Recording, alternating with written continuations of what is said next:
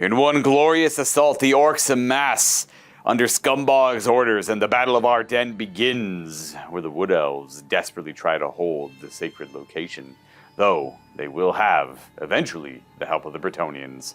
As Baron von Baron and Lady Esmelda are not far behind, but so are the remnants of the other orc warbands. Hello and welcome everybody to the culmination of Scumbogg's vision. Luca here from MiniWarGaming.com, joined by returning guest Kyle, and we are going to be playing a massive battle in the Forest of Arden to resolve the conflict in Scumbogg's vision. We play and call it work.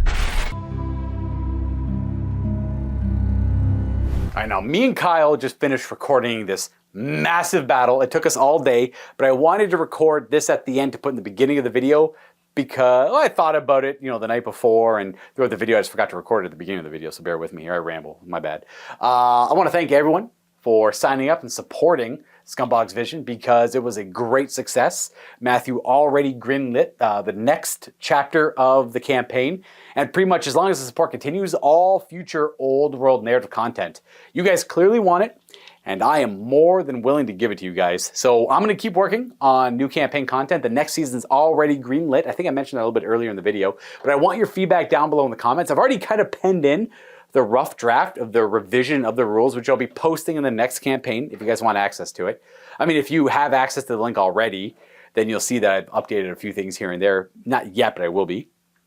And maybe you guys have some good ideas that I'm unaware of, or maybe there's some elements of the campaign you absolutely hated. There's no stupid comments, so leave any feedback down below and I'll take it in consideration. I always read the comments. I don't always respond, but I'm always watching for them. And again, lurking and creeping. Lurking and creeping. Now, do keep in mind it is supposed to be kind of a granular, kind of a grindy system where I do want to see casualties, but I will be re-looking and completely rewriting how replenishment works for the armies. It'll be using a resource management in the next campaign. I initially wanted to put resource management into this one, but I wanted to take baby steps and kind of figure out what mechanics I like and which ones I don't like. So the next one will have a resource management, so don't worry about how things replenish. I'll be trying a new approach in the next one. But any feedback down below I'll appreciate, and I'll definitely take a look at and consider adding to the next campaign if I like it and if it fits in. Anyways, enjoy the video. It was a heck of a grind. So Scumbogg's force, as well as the Wood Elves, are deployed and ready for battle. We want the action to start right away, so the Wood Elves had half the deployment zone to represent them already established in defending this area. Now they do kind of blend in with the table really well. So I'll go over where things are and how they're deployed in a second. I do want to go over a few more details of the mission here before we get to the game, so if you don't want to hear this stuff, skip ahead, but it's not too crazy. So as you've seen on the campaign map, the army staggered into the game and into this battlefield. So we're going to start with Scumbogg assaulting the Wood Elves, and then on turn 2, we're going to see the Troll Horde army that was led by Thumbbuilder, but she was one of the many fallen leaders of this orc wall. Now it's just a goblin who leads it. You'll be showing up on this battlefield edge on turn 2. Meanwhile, for Kyle's second turn, we're going to have Baron von Baron show up on that board edge. And then the remnants of Warboss Tiny Feet's force will show up on this short table edge. And then Lady Esmelda and her Brettonian is going to show up on this short table edge. There's not really going to be a turn limit. We're going to kind of just play for, maybe 6 turns will be enough and we'll play 6 turns. Maybe it'll be 7, maybe it'll be 5. We're going to play until there's like a clear winner or until a hard cutoff point. But we're going to try and play a little fast because this is going to be a large game. This is going to take us a while to record, so keep that in mind. But I wanted a big, nasty final battle for this artifact to kind of end this part of the narrative anyways. But do not fret, for I already have the rules ready for the second season. It's already been green lit. I just have a couple of other campaigns that we're working on that have to finish first. But there will be more old world map campaigns, and that one's going to include character leveling up, settlements, resource management, and kind of all the things you guys have been asking for and wanting. I just needed to grow the rules slowly over time, and now I'm comfortable to do that. The orcs, led by Scumbogg, are going to be taking the first turn, and they will be keeping the top of the priority for every turn here. We're going to keep track of score points to see which armies eventually rout and give up the battlefield, and we will be playing command and control for, obviously, the artifact here will be worth, whoever controls this tower will get an extra 250 victory points at the end of the game. Boy, that's mine. Mine, I say. You're going always. Oh, I've played too many orcs. So Kyle also plays lots of orcs, but he's been playing Brettonian quite a bit longer. So we're going to give him the Brettonian side of things here. And that's about it. We're going to go quickly over deployment and then just showing off. These are the remnants of all the armies. They've all replenished already. We have the 9 Goblin Wolf Riders that lost their war boss last time this army played. A new Giant that was added to the list because they did replenish about 300 points. We have our Black Orc Big Boss, one of the bodyguards of Scumbogg, leading Black Orcs with double hand weapons. Now I know they had great weapons before, but because we're using pretty much all of the collections, they had to swap their war gear to hand weapons.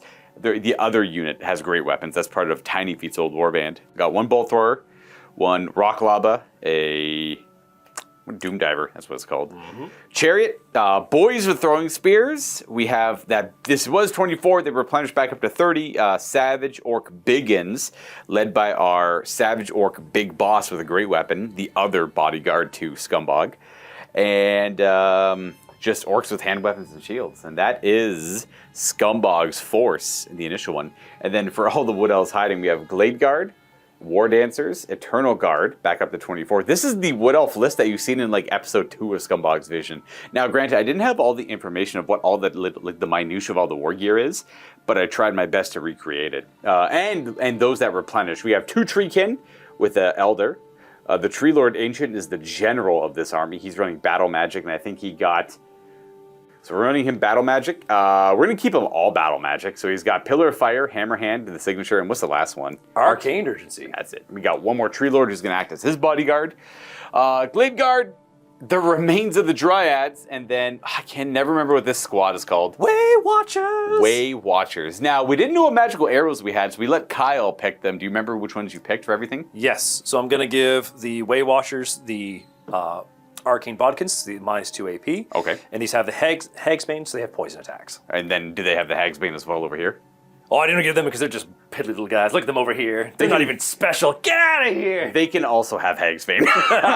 We're going to go over the other forces as they show up on the battlefield, but I guess we're ready to start this show, aren't we? Woo! Yes, perfect. And as for magic items, because they are very limited, Scumbogg has the Lore Familiar, which he found early on in the campaign, so he's got his fixed spells. That is going to be Gaze of Gork, Evil Sun Shining, Vindictive Glare, and the Foot of Gork. The other magical item is the looted Dwarven Banner that these guys barely escaped with from King Berthane. The War Banner, the ancient Dwarven War Banner that they've obviously corrupted in their orky ways, or they made a dead orky, I guess would also work. There is one additional special rule I wanted to add to today's game for the orcs. And there's a negative side to it as well for the Brettonians and the Wood Elves too. So Scumbogg, his proximity and his hype to get this artifact are essentially channeling extra WAAAAAGHH energies from him. Now remember, he's a level 4 shaman. That's a big deal in this setting. That's a very powerful wizard. I know in your typical games of Old World, you always see a level 4 wizard, but this dude's a big deal. He is going to exude an aura of hatred, just general hatred towards everything, within his command range of 12 inches. But the flip side of that is, if Scumbogg is removed as a casualty in this game, that will cause a chain reaction of negative WAAAAAGHH energy, essentially. Scumbogg is the final initial leader of this campaign. Thumbbilda has died, War Boss Tiny Feet died, and so did, I can't remember his name, he literally died in the first game. It was a Night Goblin War Boss on Giant Cave Squig. He was taken out as well, so Scumbogg is the last leader of this Orc WAAAAAGHH. It's hanging on by a thread. If he goes down, the backlash from all that extra WAAAAAGHH energy is going to cause chain panics across the board. And if he does go down, every unit on the board, no matter where it is, has to do a panic check, just like it was 5th edition. And if they fail it, they break, no matter what their unit strength currently is. So they don't fall back in good order. Normally they'd fall back in good order if they're over 50%, and instead they just break. So it's a pretty big bonus for him, but there's also a pretty big downside as well. So I got to try and keep him safe-ish. I don't want to throw him away too early, and I need the orcs to put up a good fight here. Scumbog, start this party off with conjuring an evil sun shining in the command phase. That is a total of 9. You have your wizard right there. You might as well try and stop it. Oh yeah, let's get out of that. Oh no, not even not quite. It's just a little passive aura that will increase my combat benefits. In this case, it's more defensive in case you charge me, which I don't think will be the case. We're gonna leave it right there just in case. And then for the movement phase, well, you better believe it is gonna be dead simple. March, march, march, march. Well, maybe not march, because he's already kind of close enough. He might not need to march, but march, march. No impetuous checks either, by the way. Don't have to worry about that stuff. And then Giant's gonna march as well. I will show you where they end up. But you guys have a general idea, I suspect. And we're done. They all marched forward except for that chariot just lumbered towards the Eternal Guard. And now I'm at an impasse. We moved our Black Orcs up about 7 inches. I didn't want to hit the woods for the difficult terrain. And then we moved our Goblin Wolf Riders up a wee bit just so they're out of the Dryad charge range. Giant went full send. I need a name for this giant. Quickly, off the top of my head. Timmy. Timmy the Giant it is. I did keep these guys within 4 of Scumbog for him to walk into there and he could still shoot magic. I'm afraid of the circumstances. I'm not too sure because he's pretty important for the army.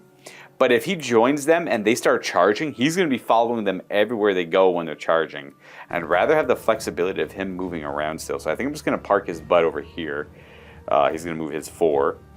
And then just hang out behind the Black Orcs for now. And hopefully nothing bad happens. I'm going to go right to the shooting phase. I do have a few war machines to resolve here. But first, let's just do Scumbog. Because he's got some spells he can do. Well, he's got 1 spell he can cast. Oh, 2 actually. He's not going to use the Gaze of Gork. That seems a little too aggressive to kill Black Orcs off right away for the chance of hitting a Wood Elf enemy. But we will summon the Foot of Gork. Kablamo! I roll a total of 12 if you'd like to stop that. All right, Josh. Don't let your dice fail me.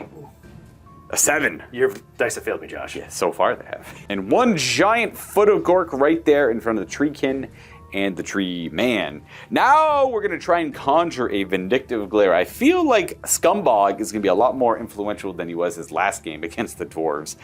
The scenario is a little better set up for him.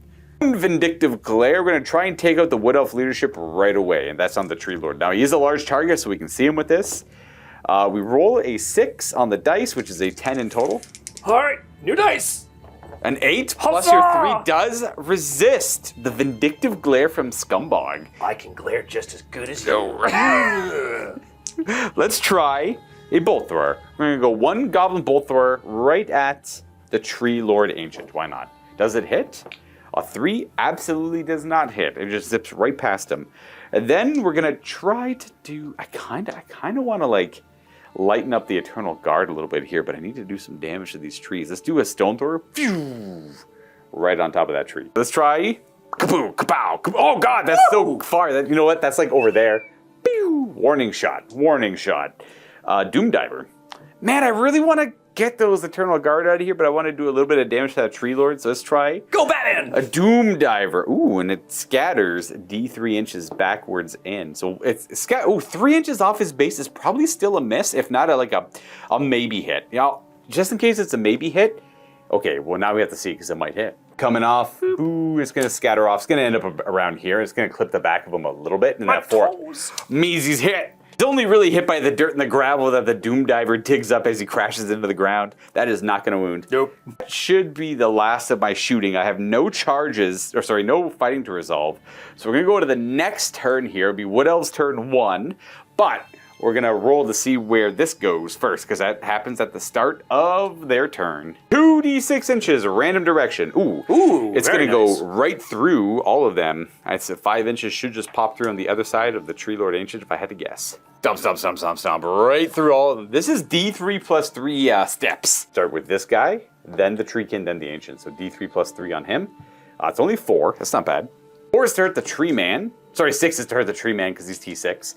And then the Treekin are going to get stepped on 6 times. Now, these footsteps hurt them on 4s. That's 3 wounding hits on them. That's going to go straight through. And then, oh yeah, they only really have heavy armor. Now, they have some form of regeneration, I think. Yes, they have regen 5. All right, So 3 5-up regens. 5 up. Well, I passed one of them. It keeps them alive. Nice. One wound left on the not Durthu. One remaining wound, and let's see what your general has happened to him. Oh, it's only 4. Yippa! 1 wound, and it should go through your armor, but you might have a regen. Regen. A 4? Ooh, I don't think that does it. It's just a 5-up on him. How many wounds do the big guys have? Big guy's got 6 wounds. All right. And down to 5 left, and then we'll go to Wood Elves turn 1. What does a Wood Elf command phase look like with this list? Mostly glaring really evilly at the orcs. That's about it at the moment. We don't have any magic spells that happen here. No funky arrows or things to be shot. So we're going to pretty much move on to movement. All right. Now, do you have any charges you want to declare? Or are you going to just posture and move around and shoot me? Ooh, mostly posturing at this point. I feel like that's going to be the safer of the bets. All right, well, I mean, that makes sense to me, too. Pretty simple stuff. Glade Guard staying still, War Dancers skirmishing out and around, and our Eternal Guard backing it up a little bit, trying to force a little bit more of a chokehold of a fight there in that location, as opposed to taking on many orc enemies at once. So many orcs. And then both of our Tree Lords kind of walked up, wheeled, and came over here and lumbered, just to face the enemy. Yep. And then our Treekin just kind of sidestepped. Yeah. And then tempting, baiting out a charge for the orcs here, and they'll probably fall for it. And then I think our, what are they, Way Watchers? Is that what they're called? So these are Deepwood Scouts and the Way Watchers here. So the Deepwood Scouts just... These are Glade Guard. Those are basic horde. Yeah. Whoops. I can't remember what those guys are, though. Ah, these are Wood Elves. Yeah, I know. They're Yeah. just blending into the trees. They just kind of wheeled around here so they can see him and shoot him with their Hagsbane. They just stayed still. Oh, easy enough. Okay, well, that's going to... Oh, and then our Dryads went to go screen the Giant a little bit and the Wolf Riders on this side. So where do you want to start shooting? I think we'll probably start with the Way Watchers, because it's nice and easy there. They want to go for the big guy? Yeah, it's the only thing they can really see. I'd ideally like them to shoot the Wolves, but at least this way, if you do have... You're going to get a charge next turn. You're stuck in fighting these guys. Yeah. Actually, I may change one thing before we move into shooting phase. That's okay. Just go boop. Yeah, you want to protect them as well, right? Yeah. Well, you can probably just go like something like this. There you go. There's no reason for that still keeps them coherent, and he has to charge this model because it's the closest. Okay. Just because that way he doesn't get any weird like angle charge on them. Like no matter what, he'll hit them. We got, I guess, 5 shots from them, and I think they're BS5, so they hit on 2s. Hit on 2s, hit on 1s with the other guy. Boop. Woo. All right, well, they actually all hit. hit with the move as well, and they are 6s. Yeah. Goes right through his armor, though. Oh, none of them connect. They have 10 shots because he's a large target. Ooh. Yeah, because they can all draw a line of sight to him. It should be 4s hit because they moved, but 6s are what you really care about. Kyle! You got it. 2 hits. I need 2 dice. 6s. I need 2 dice. Nothing. Oh, no. It's a giant team. Half down for your guys.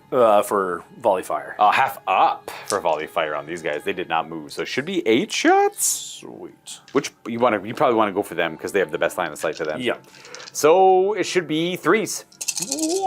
Whoa, get them, boys. Well, that's 4 wounds with poison. Woo. There we go. 2 hits on top of it. 5 wounds. 5 orcs shot in the side. They do have shields and light armor. 3 of them, ping, ping, ping, are all destroyed. I always like to take these guys sometimes. It looks cool. Then it just fill out the ranks. I think those 3 orcs going down is actually first blood as well. Yeah. We got Tree Man Ancient spells to cast. Oh, does he only have 4 wounds left or 5 wounds left? He has... He only 4. took 1. Oh, he should have 5 then. Okay. Dice. Let's do a pillar fire. Woo! Burn, they burn. 7, eh? I gotta roll a 7 to stop you. Scumbog does not stop this pillar of fire. Pillar of fire. Right there. Is that the one you control? That is... Pillar of fire is the nasty one you get to control. Oh no, that can go for Scumbog. That's burn him alive. That's what you get for not stopping the spell. Okay, that's fine. Everything's fine. You do have another one to cast or no? It was in fact. Oh, fine. No, so I didn't want to use Arcane Urgency or Hammerhand just yet. Hammerhand, I have to do some stuff. Arcane Urgency, I don't really want to move too much more. They do have like the Doom Tendril Staff, and this guy's got Strangle Roots, which are shooting attacks. Ooh, let's use those. Strangle Roots. They're both going to go for the Black Orc squad here. The Ancient hits 1 better than the Tree Man, so this guy hits on 5s, whereas this guy hits on 6s. But he's going to be suffering the effects of woods. So Yeah. he'll be No, I actually think he won't be able to hit then. Oh, because he can still draw line of sight to this model here, but because he can't see the full frontage of them without going over the woods, it'll be -1 to hit. So Yeah. he'll be 7s. We might as well do it. We'll start with him on 7s. 7s! So he's gonna have 6 attacks. Not bad. And then we need 6s into 4s to hit. But if they hit, they do good damage. That's 2 potentials. That's very nice. They both hit. He does it! That's a good roll. What's this? Strength 5, I think, so 3s to wound. Yes, so strength 5. 3s. Oh, they both wound. 2 wound. They're both at AP1. They have full plate armor. Oh, okay. Yeah, Well, they're okay. okay. Also a good roll here. And then we can do the Ancient. D6 plus 1. Hey, Alright, nice. same thing here. Also That's max. good. Now he needs the 5s. Should be 5s. I don't think he cares about the woods here too much. It didn't matter anyways. 3 of them hit, and 2s. two wounds there. Is he strength 5 or 6? He's strength 6. Oh, he is Ancient, I guess. And I make a 6 and a 1. Nope, my apologies. He is strength 5. It's the same difference there Yep. then. Okay, so they'll still wound. I do fail one of the saves. This Black Orc is slain. I think that's it for shooting, right? Yes. All right, so we go to battle round 2, which means we're going to see the Troll Horde show up this turn, as well as Baron von Baron's massive host of peasants. Here we go. All right, but they'll show up like during normal reinforcement steps, so just like after, during your like compulsory moves or like remaining move phase. Anyways, turn 2. What we get to move these things. I'm going to resolve my Foot of Gork first, and then I'll let you resolve your Pillar of Fire. Stompy, stompy. So 2d6. That one's going to stay where it is. Mash, mash, mash, mash. I'll just leave it there. I'll just leave it right there. Oh, you know what? You could have dispelled it on your turn if you want. Go ahead and roll a dispel. Oh, yeah. I forgot to offer you that. My bad. Changes nothing, thankfully. That changes nothing. That's a 10. Oh. Because you add your spellcasting modifier still. That's cast on an 8, so that is Get out of here. dispelled. As you get to move the Pillar of Fire, you choose the direction it moves. It's gonna go- 3 inches. And it's just going to go straight back and hit the orcs. So 3 will hit Scummbog. there, but it's got to keep going. Oh, it's going to hit Scumbog. It's got to keep going, so it'll be right on the other side of Scumbog here. And I think these are like D3 plus 3 strength 4 hits? D3 plus 3, strength 3. Oh, strength 3. Okay, so it's 6s to wound Scumbog, but he's I think he's T5. Let me check that. I'm going to do the Black Orcs hit first. How many hits could it be? D3 plus 3. Ooh, 6, and they are T4, so these are 5s to hurt them. All right. With the 5. Oh, wow, 2 of them. AP, what's the AP on that? 2. Oh, wow. Full plate goes to 6s? Oh, 2 dead. 2 are roasted by the Pillar of Fire. I gotta get rid of this spell. For Scumbog, D3 plus 3. Oh, 6 no. again. Josh's dice make me sad. Don't get 3 6s. I got one. If you just got 3 6s, that was it. That would have been a very interesting way to end a campaign. Woo. We need to get rid of Pillar of Fire, and we need to get rid of it fast. We can dispel it this turn, though. We're actually in the command phase now, so we're gonna go ahead and try and dispel that. 9 to cast Pillar of Fire. We do get plus 4 to this, so we have to roll a 6 to overcome. Oh, we do. We get You an shall 11. overcome that spell. We're gonna go ahead and cast spells. We're gonna try and conjure that evil sun again. 9 to cast. I rolled an 8. You gotta show a 9, a 10 on the dice to stop it. Oh my Double gosh! beards! That's a double 6, double beard. No spell from me. Perfect. No spell. That'll be it for casting in the command phase here. No WAAAAAGHH to call, I think. Now we charge. I have charges I must declare. Well, impetuous check, I suppose, but let me see if I'm in range of Quell Impetuosity. I can't remember what it is. I have 6.5 inches away from these Black Orcs, so we don't get to Quell Impetuosity, but that's okay. We're gonna roll. Okay, they don't have to declare a charge. I probably want to. Actually, I might not declare a charge with them. But my other units, that Giant's definitely going to declare a charge against the Dryad. They're immune to psychology, so they just hold. And you gave me a charge here, but they're both kind of hard. I'm going to go for... I don't know which one I want to go for. I kind of want to go for the Ancient, just to get him... Just so he can... So I can't deny... the powers, so you lose your wizardly bonus, maybe, but we have to make that charge. It's kind of hard. And then I don't know if I want to throw this chariot away into the Eternal Guard just to get something going, but I'm going to try it out. We're going to declare a charge into the Eternal Guard. Now, the only one you can react to this one. I assume you want to hold, Oh yeah, we're not going anywhere. or you could flee and pull him out of position because you probably will get away, but you have to rally, which you might just roll bad rally checks. It's up to you. But that does also open up a corridor for the Brettonians who are coming in to start rushing through. That's true. I'll let you think about that one. And then you could hold or flee on the Ancient. I think you're going to stand and shoot. Or stand and shoot actually works as well. Yeah. So we're going to stand and shoot there. And then over here. We choose violence. Stand! So they hold. Let's resolve the stand and shoot. D3 plus 3 shots. Whee! It's going to be 5. I think we're outside of 6. Yes. So it's... Oh, that doesn't matter. Sorry, it's just -1 to hit for multiple shots. That should be it. Every single thing hits there. Nice. He's BS5. Is that 3 hits? Oh. Yep. Right. And... Ooh, strength 5. So. Oh, 4 wounds. That's not good. Uh-oh. 4 wounds, AP 1. Full plate saves 2. Unfortunately, these are killed by nasty little fleshy strength. I think they're fleshy. Nah, they're probably not fleshy. That does not bear to be thought about. No. That is 2 combat res, though, we're hopefully going to remember. I'll leave those guys there for that. And we're going to roll a charge. Let me measure what I need. I think going straight ahead will contact easily enough. I totally forgot about the negative on movement. I need a double 6 to make it in, because I got to take the low die, but we have Warband. We go in, and that was a big misplay on my part. Oh, no, it's okay. They just squeak forward a little bit. Boom. They go an inch forward, and they're going to ponder that decision later. I'm going to charge this chariot. He moves 7 plus 6, 13 inches. That should be good. At 13, he is going to go straight in. He is going to contact on this corner.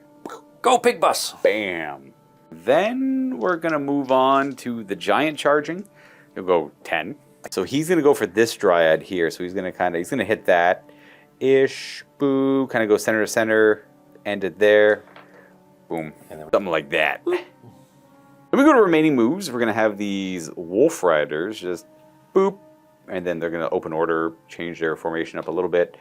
Like this. They want to end up about here, an inch away from the dryads. Feeling safe-ish. Scummbog's assistance in shooting here, and I'm gonna hope that he can out-wizard the enemy wizard, and he's just gonna move up to this point and not join the Black Orcs. Get ready for more fire! Woo, baby! Only because they declared a charge and failed, and I assume that if he was to move and join them, and he wouldn't be able to cast spells also. Nah, granted, I don't know the actual answer to that one, but we're gonna play it safe and just go here.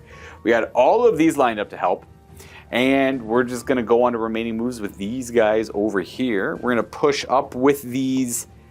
I think these boys are going to veer over to this direction. And we're going to have the savages move up behind the chariot and just keep pushing in that direction. Whereas these boys are going to face these wood elves here. And that's pretty much it. Kind of cheated just keeping this guy on this end instead of that end. Because it just makes life a lot easier for these orcs. Marching forward and doing a big wheel to face the Eternal Guard. We are exposing ourselves to the War Dancers. That's indecent. But quite on several fronts, they probably are. And then we're going to move up with these orc boys here. Hopefully the War Dancers don't do much to the biggins. I mean, we'll see. That could be a big misplay. And then these guys do a big old wheel and move to the direction of the treekin. That's kind of it for the moving there. And then the Troll Horde shows up. And then the Troll Horde arrives.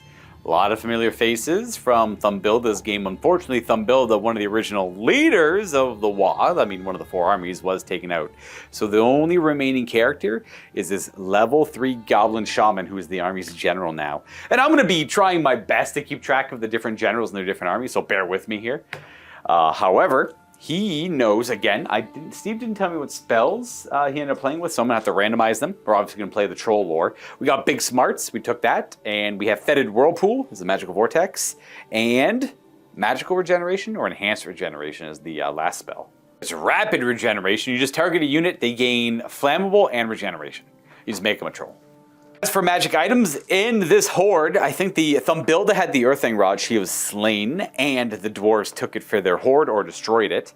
And we have this is the Orc Boar Biggin unit that is part of was part of Thumbbuilda's army.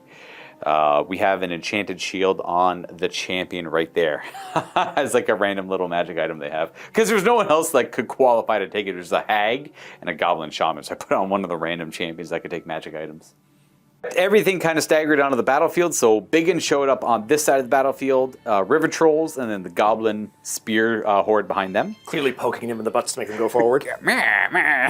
Our Goblin Shaman, who's within 7 inches of the River Trolls, and then the Stone Trolls came in first, moved. Our Common Trolls moved in behind them afterwards. They're all within the Goblin's range, at least. And then we have a Chariot, one Boar Chariot moved up. goblin wolf chariots, and then behind them, boar boys and a giant, the second giant. This is the substantial force of reinforcements. The remaining warband, which would be Tinyfoot's remaining warband, will show up on turn 3 on this battlefield edge. And we go to shooting. I definitely want to take out some of this, I want to take out this Tree Man Ancient because I don't want Arcane or Pillar of Fire around anymore. We're going to start off with Scumbogg, who is going to channel a Vindictive Glare into the Tree Man Ancient. We do roll high enough, but if you roll a 6, you stop it. That's a 9. No Vindictive Glare, just like last time. Try and conjure a Foot of Gork. Again, high enough, but a 7 stops or an 8. Oh, no! No, we That's get the same one? That's that same big template, yeah. Go ahead and put that... I'm going to put it right in front of these two, right in front of the tree. I don't care about the Tree Man as much as I care about the Treekin, so hopefully it just goes this way. But whichever way it goes, it's going to hit the Ancient. I mean, unless it goes backwards. Yeah, which means it's going to go off the field. And hit Scumbog. That's not... Well, I mean, I can't control that, I guess. Them's the rules. Try to cast a Gaze of Gork, drawing a line towards the Treekin. Not my Treekin. That's a good enough roll, but can you stop it? Wah! A 3 and a 6 is 9. Now, you're level 3, you rolled a 12. I'm a level 4, I rolled also a 12, which means you need a 13 to stop it. So we do get our spell. Well, you can't do that. That's not... you can't do that. Sneaky, what else? Doing some stuff here. Gaze of Gork is a 5d6-inch line, but it can only really hit the Ancient there. So it's probably going to hit him. That's 14, 15, 19 inches. Boom. And it will hit the strength, I think it's strength 5. Well, you know what? It's not strength 6. Yeah. Let's do Bolt Thrower, Tree Man. Right there. Kapow!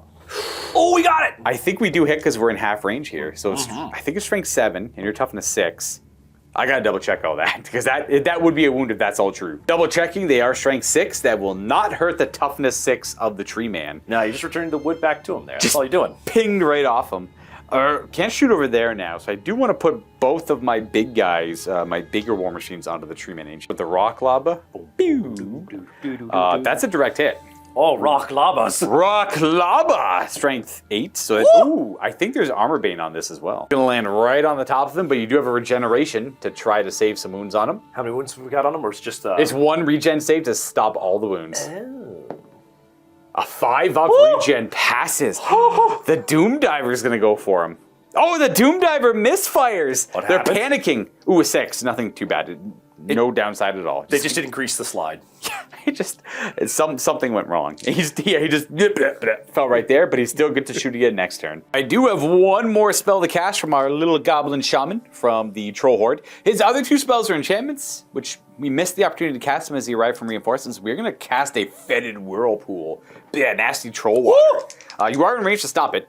Boxcars? No. Not quite. That's a 4. We get a nasty little whirlpool showing up. Won't be a nasty little whirlpool. We're going to stack that right there. Boom. It's very similar to Foot of Gork, except it's only 3 inches instead of 5 and 1 less strength. Growth. But otherwise, it also moves D6 instead of 2D6. It's just a little Foot of Gork. I mean, the description of it is quite a bit different. It's read it. It's gross. Unmentionable waste is kind of gathered together magically and just sloshed around. Oh, thank goodness we're playing this before lunch. Yes, right before. We just ordered food. Okay, that should be it for shooting on this side of the board. I think the only thing I have left are like some short bows on the Goblin Wolf Rider chariots. We're going to go for the Glade Guard over here. Pwang! This guy's got clear line of sight. This guy's got cover, and this guy's got heavy cover. So I got to do them separate.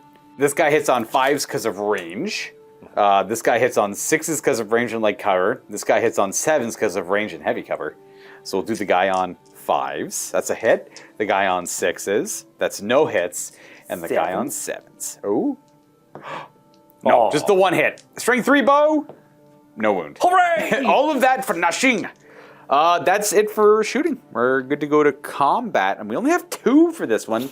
We got ourselves an Orc Boar, it got knocked over a little bit, Orc Boar Chariot impacting the Eternal Guard. D6 plus 1 impact hits. Okay. Ooh. That's a nasty 7. 5. I see there. 6, 7. These, I think, just kill on 2s.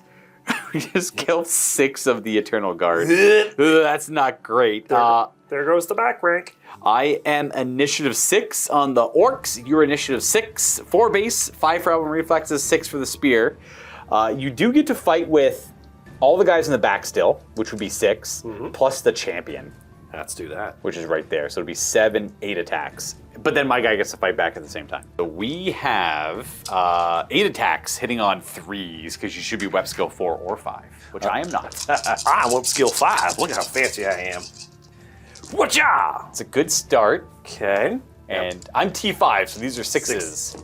Oh, that's Whoa! still 3 freaking wounds! Stab it! Now, is that Armor Bane or just always AP1? Just AP1. Okay, well, that's still pretty good.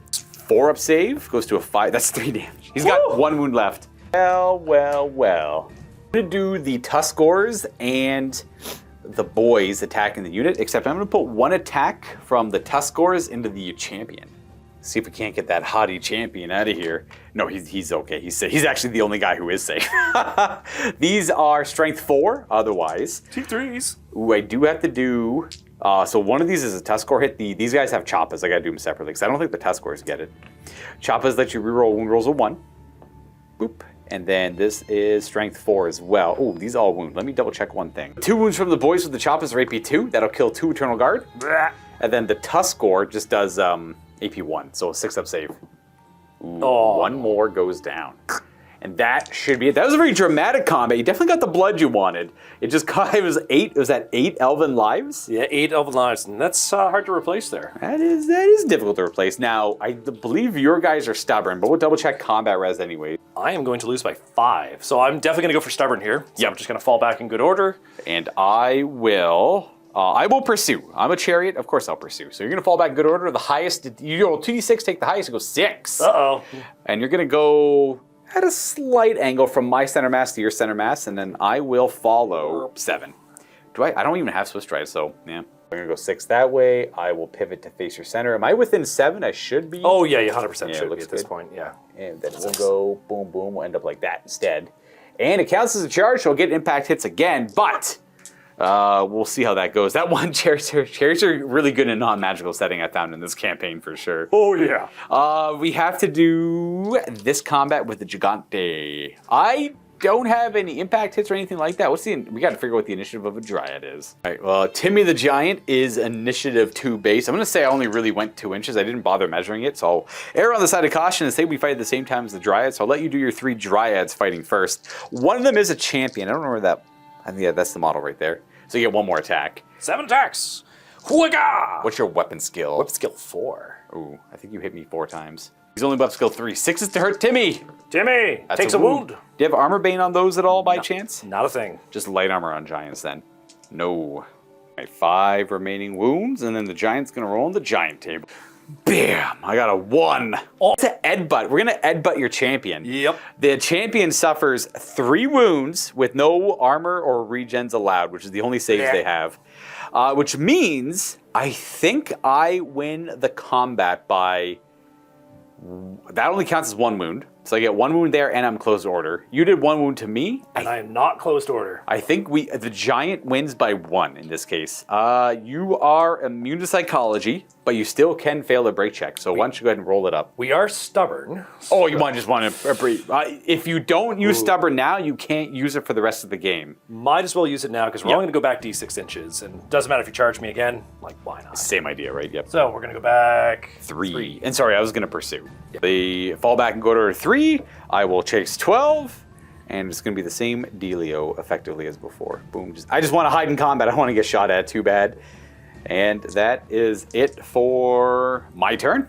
We got all of our reserves in, and then we're going to be hearing the horns of Brettonian as they are about to arrive to assist the Wood Elves in this very dangerous conflict that they find themselves in here. It's definitely, this would be like a hard loss for them, but they have to, they got to do what they got to do, and these are the only forces they have available in the Woods of Arden near, or I guess in the heart of Brettonian.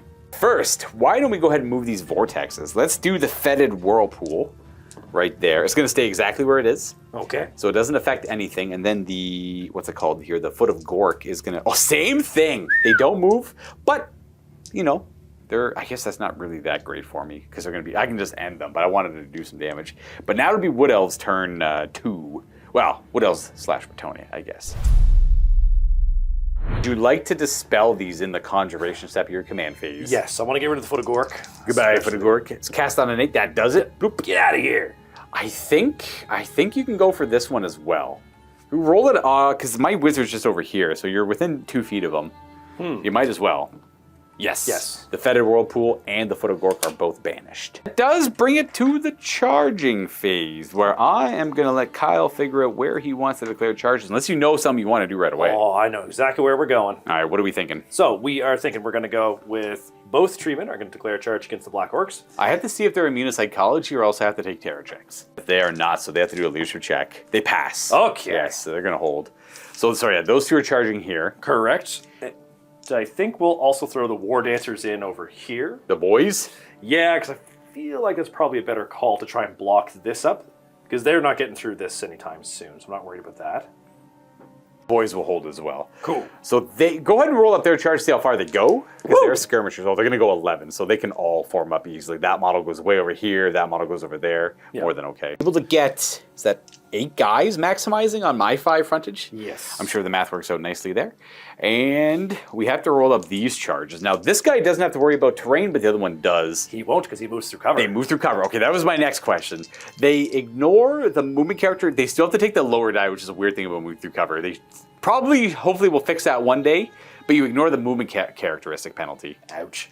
All right, this guy. Ooh. What's his base movement? His base movement is an excellent question there. Probably 6. And it is 5. So he goes 5 plus 1 for 6. Does fail by about half an inch, but the other guy could still make it. He does. Oh yeah, he goes 4 plus 5 for 9, so he'll make it in. I can just move this tree out of the way, and he'll maximize on those 4 models on the far side. Yeah. Boom. And then that Tree Lord Ancient fails forward an inch. Boom. There's an awkward failed charge. Just a double 2-up is all he needed. Then we go to remaining moves. These Glaze Guard. Just staying still to fire at the goblins. These guys are locked in combat. They're just going to stay still so they can shoot at those goblins. I guess it's the Way Watchers. What are they going to do? Because they can't really see much right now. They could reposition to do something at a later turn if they're afraid of this kind of resolving. Like, they're all skirmishers, so they can just march pretty far away. And they have pretty long range on their bow, so they could, like, essentially reestablish themselves for turn 3. There are unlimited turns. Yeah. Want to march these models, I can never remember their name. They're good. So the Way Watchers can go, and I think we're just going to move them back. Gotta keep in mind the Brettonian is showing up this turn as well. Yeah, that's where We're gonna march and consolidate ah, way over here. get them so they can see through each other. There will be orcs and goblins showing up on this battlefield on turn 3, but that's a turn 3 problem. That is a turn 3 problem. That's it for movement. Now, the horns of Brettonian sound, and we're about to see a lot of peasants show up on this part of the battlefield. You guys just seen the scouts here move, and now the forces of Brettonian show up. Knights Errant show up here, wheel on. We're trying to like corral the orc reinforcements to that side of the battlefield. Battle pilgrims, mounted yeomen. Skirmish, you can kind of tell how they staggered out on their arrival too. Skirmishing longbows, peasant archers, I guess, more mounted yeomen. A gigantic bus of 11 knights joined by 3 characters now. Beep, beep. Baron von Baron, his paladin battle standard bearer with the, and as a reminder for what these guys acquired in the campaign, that is a razor standard. They looted that from an old Brettonian lord's tomb for the sake of war. We have a level 2 damsel who has elementalism, the lady's gift, and earth and ramparts. And he's got the virtue of the joust on the paladin, whereas Baron von Baron has the virtue of heroism. He's got monster slayer and killing blow. That's something I gotta watch out for the giants and the trolls and everything. He's real nasty for that. And then just a giant brick of literal knights. It's just so many models. Men at arms. These are squires walking on the board. More men at arms. They have a monk and just peasant bowmen, and then both the trebuchets show up over here. Now they won't be able to fire this turn, but they're currently being set up. And that should be it for that's the major force of Brettonians. There is one more force for Lady Esmelda, who will be showing up a little bit later. And obviously the Brettonians took the time to pray for the blessing of the lady in today's game. They went second in this game, and also kind of represents them showing up a little bit later to the battle. We're going to go to the shooting phase now. Not a whole lot of things. Again, he failed his charge, so we don't have to worry about him. But we do have these Glade Guard.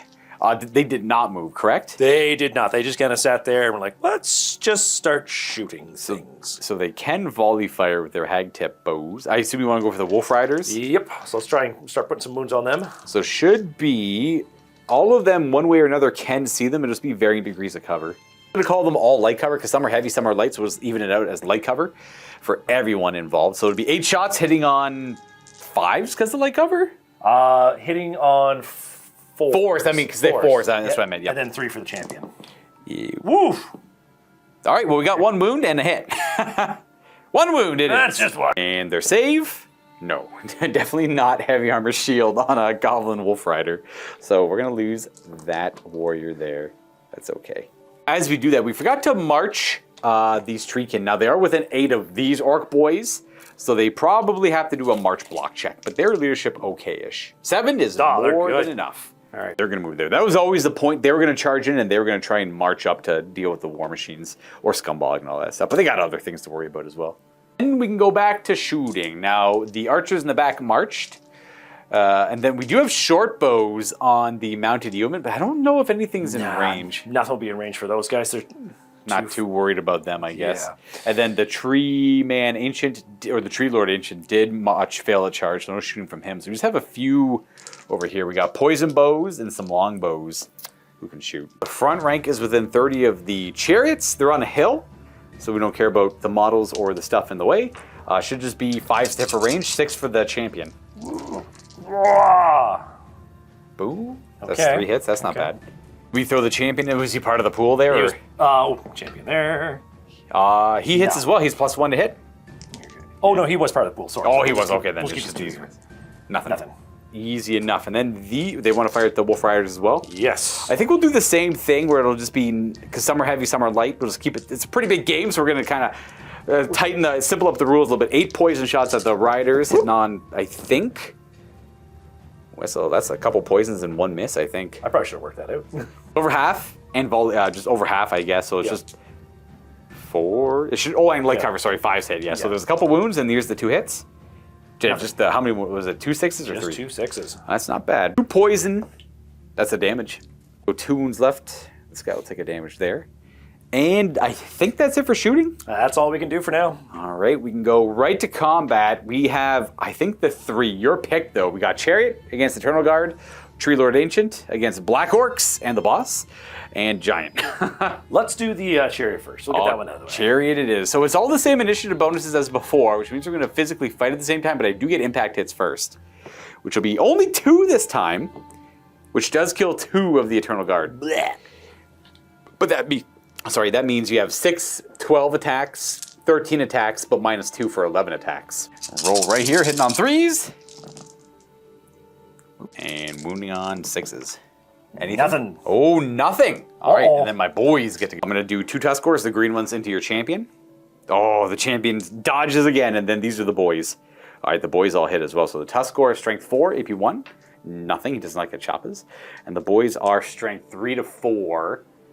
AP 1. Yes, so they AP 2 because of Choppa. Sorry, AP 1 for Caspir, AP 2 for Choppa. So 2 Eternal Guard go down. But I don't have my first charge anymore. So you get a rank bonus and a banner and a close order. And that's about it for you. So you have 3 combat res. I did 4 damage and a close order. So I should win by 1. Let's see. Yeah, because you had 3. So I won by 2 because of the close order. Because I did. Let me try that one more time. Sorry, brain farting. I should be losing by 1 because it's these 2. So 1 dead for the banner. Sorry, that is 4 wounds I caused plus a close order, and you have banner, rank, and close order because I don't have first charge. So I win by 2, but I don't double outnumber you or anything. So you just have basic leadership -2. Oh, here we go. Oh, that's them running. Only falling back in good order because I don't double outnumber you. Oh, yes. So a second D6, 6. I will. Is it my turn next? I'm gonna restrain. I'm trying. We orc. We chase. Wait, that's the Scumbog's over. Scumbog's not leadership 10, so we're definitely gonna chase. So you go 6, kind of into the woods. Ooh, that's just gonna lure me into the woods. Oh, that's where they end up. That's where they end up. I don't have to pivot or anything. We are gonna go 7. So we're going to make it in. However, we do hit the woods, which means we have to take an iron shod wheels check. We pass. No dangerous terrain for us, but that could have tore our chariot apart. Did they lose that combat within 6 of the Knights of the Realm? Yes, they would have. I think. Do a leadership check on them. I don't think it's going to matter. Uh-oh. It will matter. Baron, they get to re-roll for the Baroner. Yes, Yeah, they they're don't fine. care. Okay, yep. Ooh, that was close. You're good there. No panics. No further panics you have to worry about. Then, which fight would you like to do? Let's go with the treatments. All right. Well, you charged me, and you went at least 3. I don't know what your initiative is, but Initiative 2, so I'm going to be going at a 5 here. which beats me out. That's for sure. What do we got? So the first thing we're going to do is we're going to do a tree man whack. Oh, we're gonna do one of the tree whacks against the champion, and then how many attacks does he have in total? 5 total, so he'll only have 4 other attacks. Gotcha. Okay. I don't think I've ever seen a tree whack happen. Let's see. Well, Black Orc should be initiative 3. We are gonna roll a 5 and fail that, so it suffers D3 hits. I think. D3. 1 hit. Wounds on. Not that. Not that. All right, tree whack, everyone. But it can be good. It's got potential. And then the remaining 4 attacks, do you want to direct any of them into the champion, or do you want to just keep Well, let's just whack us. Let's put 1 to the champion. So Gotcha. I'll roll that separately, and then the rest into the unit? yeah. So into the champion. Misses. Unit. Unit. Ooh. What's your weapon skill in a 6. That's 2 hits. And your strength 5? Strength 5. 3s to wound. 2 wounds. Are Boom. you just AP2 with AP2, some oaken fists. 6s? That is 2 fallen orcs. Boom, boom. And then we are going to fight you back. It's going to be the champion. We'll have 3 attacks because the double hand weapon. So 3, 4, 5, 6, 7. But you're only in base contact with 3 dudes. So it's 7, 8, 9, and then his 1 attack afterwards. I forgot you actually killed 2 guys. So these 2 guys don't get to attack. Be 2, 6, 7 attacks because the champion plus his 1. 4s to hit. Ooh. And then, yeah, we're not web skill 7. Wounding on none of that. And then the Black Orc, yeah, double hand weapons are not well equipped to attack a tree lord, that's for sure. He is not strength 6 base, so that is not going to work. And then we have your stomps. Stomps! Ooh, how many stomps does he have? D3. Okay, so 3 stomps, strength 6. Strength 5. Oh, strength 5, sorry. 3s to wound. Ooh, 1's armor bane. So that's AP3, which kills the guy. That's AP2, which I have a 6-up save. That kills 2 of the Black Orcs. Let's lose. Oh, this is bad. You slew 4 Black Orcs, and you have close order. I did 0 wounds to you, but I have a banner, a rank, and a close order of my own. I lost that one by 2. They are stubborn, but I don't know if I want to use it. Falling back in good order this way is kind of risky. We do not want to use Stubborn because Stubborn is going to take us this direction. We're going to pop through Scumbogg, which means we're going to pop through all of this and eventually be off the board with the Black Orcs, which might not be the... That's a lot of panic. That's a lot of panicking is the problem. So we're going to go ahead and use our leadership. Our leadership 8, we lost by 2. Oh, but we have Terror, so our base leadership is 7. So we need a 5 on the dice. Oh, well. That's an 8. So that's actually a break. So they are going to break, and that's going to be a panic for Scumbogg, who is going to pass. A panic for the big ends.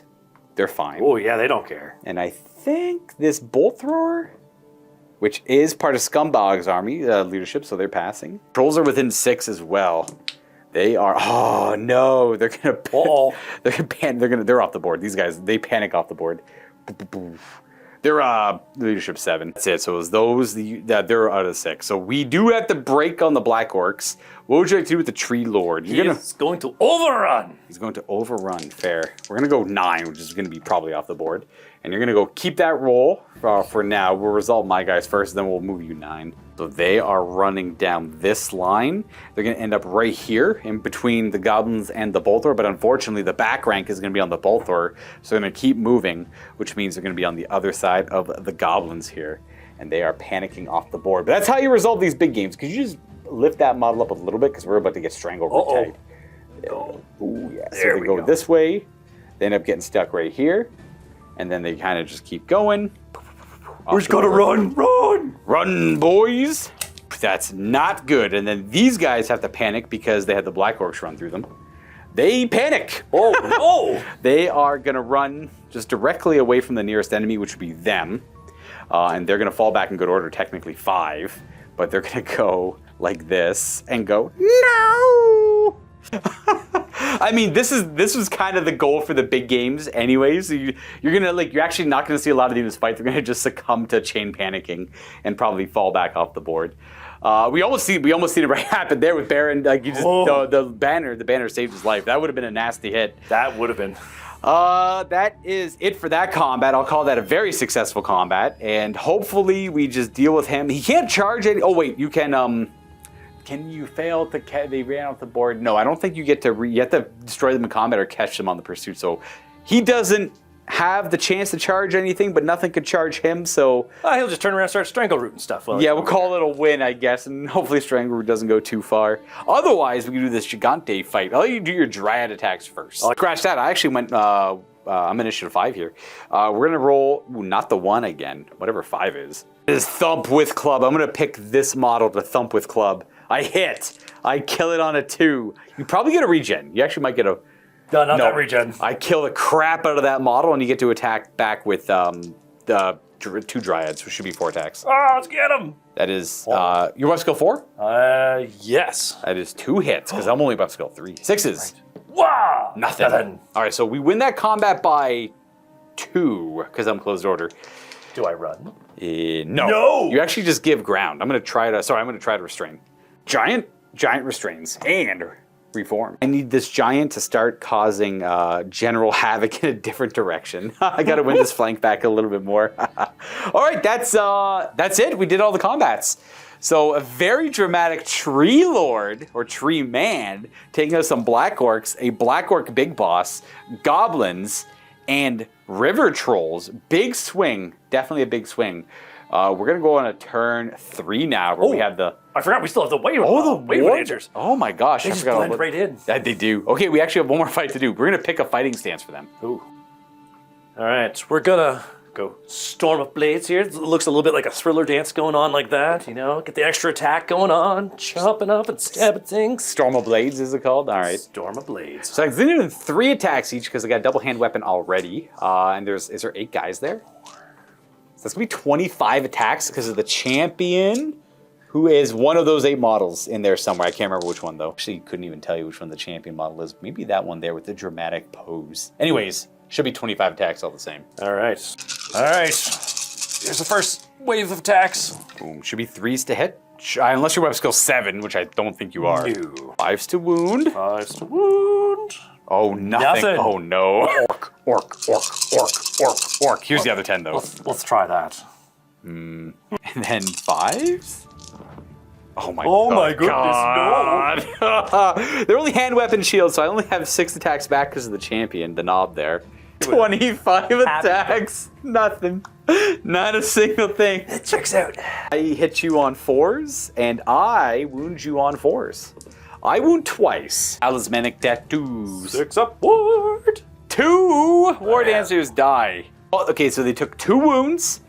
They're not stubborn or anything, but they're immune to psychology. So I got 2 ranks and a banner, plus 2 wounds and a close order. So that's 2 ranks, 6. Banner. That's 6, yeah. So that 2 ranks, banner, close order, 2 wounds is 6, and then I think you have nothing. I got a banner. Oh no, it's not a banner. That's your banner. That's my banner. Oh, you just lose by 6. We double outnumber you, so your leadership 8. Snake eyes. Oh, they break. I don't think these guys are within 6. So I'm an orc. I'll chase, of course. Right. Roll it up and see where you go, and I will roll mine afterwards. You go 7. That's pretty easy. They're all kind of spread out evenly, so it should be 7 directly away. 7 away, right in front of the Glade Guard. We are gonna chase them 7, which should catch them. Yes. Because we just went directly away, so we're just gonna go keep it nice and simple. Boop, boom. And then we're gonna do, they panic because they're wiped out. Blech. They should be leadership 8 as an elf. They don't care. We are gonna test to reform though. We have Warband. They're 8 and 7 on the boss, 8, 9. So they passed their reform. Where are you going? They're gonna, there's one more War Dancer in there. Whoa, blends in. Haha. Yeah, we're gonna reform to, do I wanna go against the Glade Guard here? No, they wanna reform to go through that gap there, I guess. I want to go over the Glade Guard, but these goblins are going to try and shoot them down. They're going to just push into extra. They're going to keep this momentum going. There's not much for them to charge, but there's not much threat for the orc boy on this side of the board either, so it should be okay. We'll see, we'll see. Pass up. Now, you can't use Warband on restraint checks. If anyone's curious, you can't use, this was just a reform, not a restrainer reform. Now we're done battle round 2. We're gonna go to turn 3, and this turn is the turn where the last wave of reinforcements are gonna show up, but both of us could use it, why not? Well, I do want to point out that I did forget the hatred rule. Scumbog would have provided the Black Orcs when they fought the Tree Man over here, but let's be real, it wasn't really going to help them too much there. But I will try to remember that for the other combats. That'll help with the Trolls, especially. Now, granted, Scumbog's not their general. That special rule is going to affect all Orcs and Goblins on the battlefield.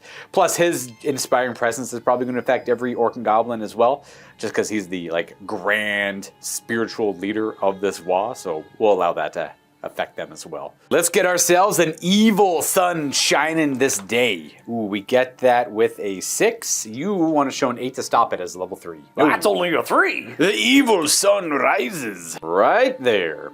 I have to do stupidity checks before I go further. I immediately forgot about that. I only have 2 trolls on the table, because the other ones are in the Black Orc army coming in. You'll see them later. Stupidity on these trolls. They are going to roll an 8 and fail. We're 7 because of this guy. But we have big smarts we can try and cast. Common trolls are also stupid. And then we're going to go to the rest of my casting. We're going to cast big smarts from our goblin. We are level 3. We roll 9. Wow! You roll 7 up to a 10, which does freaking stop big smarts. They'll give rapid regeneration to Scumbog, just to give him a ward save. Oh, we got it. An 8. You gotta show a 9 to stop it. Ooh, rapid regeneration. There we go. We'll leave that little marker on him to hopefully remember he's flammable and regeneration now to keep. We can't lose Scumbog. No WAAAAAAGHH to call. Should note, I don't think anything's panicking and fleeing on my side of the board, so we're good to go right to the charge declaration step. And we are gonna do a couple over here actually.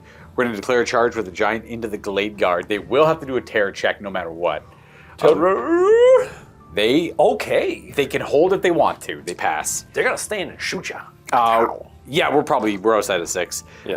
We're gonna have the Goblin Riders go for the what are they called? Dryads. Go Orc Boys with throwing spears into the trees here. We just have to get this corner lined up with that corner, so it shouldn't be too difficult. But we're also fighting toughness 5 guys, so not super likely that's gonna work. But we'll see, maybe throwing spears work out. No charges here, no charges there, because of the nature of impetuous. And these guys might actually be able to declare a charge into the Glade Guard, so I gotta double check that. This charge to here is about 20 inches, which is over their max of, I think, 18. Yeah, because they charge 9 plus 6 plus 3.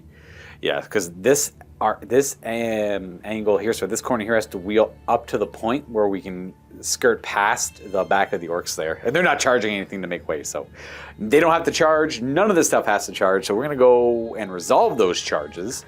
And we're going to start over here. This giant is going to go 6. Oh, you got to stand and shoot. We're going to go 9 inches, but you get to stand and shoot first.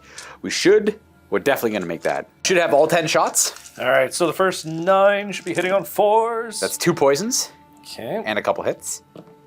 Nope, just 2 poisons. And then the champion. Does hit, but does a wound. No. And the poisons, they're both going to stick. Excellent. With 3 wounds left on this giant. And we're just going to wheel a little bit here, and we're going to go boop to that corner, and then there. And these guys can't possibly fail, but oh wow, 2, they're going to go 11, 13. Well, I mean, that's still good enough. Sure. We're going to go just to get to this guy here. Going to go essentially to that corner, and then you'll, bam. That one Dryad has 5 inches to get over there to get them all fighting as skirmishers do. Then we go to these boys charging. They move 4 plus 3 for 7. I mean, if I fail, I have Warband. I'm going to do a hypothetical reroll. Okay, if I fail on the 7, I go 1 more inch. Yeah, so that actually fails on the 4. So they wheel 2 to get there, and they go forward. Oh, wait a second. I'm going to talk about failing. And then I go forward 4 for the... I went 2, and then I go 2, and then I should add 4. I wasn't adding my 4 inches for their movement. Sorry about that, guys. I totally was only adding, they wheel 2 and forward 2. I'm like, oh, I failed. I'm like, oh, I forgot to add their movement. So they do make it. So I'm going to have to move them like this a little bit just to get over that lip of the building and hit this corner. It's the post-lunchy sleepies. Yeah, this is effectively how they end up with the minimum charge there. They did have to reroll. The 3 was a fail. The 4 was enough to make it in. The 4 plus their movement of 4 for 8. We go to remaining, well, I guess non-compulsory moves are the trolls. We're gonna move them both forward. I think common trolls move 6 as well. I'll double check. There was one more charge. I forgot I thought I couldn't see him, but I can actually see him here. I'm gonna declare that charge no matter what. Why not? Let's go for it. Actually, let me see what let me do impetuous first. Okay, I can choose. Let me pre-measure it and figure it out. 14-inch charge, but they only move 6, and they gotta take the low die. And they have to wheel 1. So I gotta roll, so it's a 14-inch charge essentially. So I gotta roll, let's see, 6 plus 1 is 7, plus the Swift Stride, which I know is gonna be a fail. They actually only go 3 inches. Oh, but they have Warband. 6 plus. Oh yeah, boys! I have to take the 2 though. So we go 8. I saw the taco cat. So if we get the 6 on the Swift Stride, we make it. We don't, we go 5. A wheel 1, fail forward 4, even though we don't hit the difficult terrain, we still take the effect of it. All right, that's it for charging there. And then I'm gonna go to non-compulsory moves, which are these guys. Both gonna stupidity forward, and then I can go to my remaining moves. I'm gonna move this contingent of stuff first. That's not super great, but we're gonna try and savage arc our way through it and hope for the best.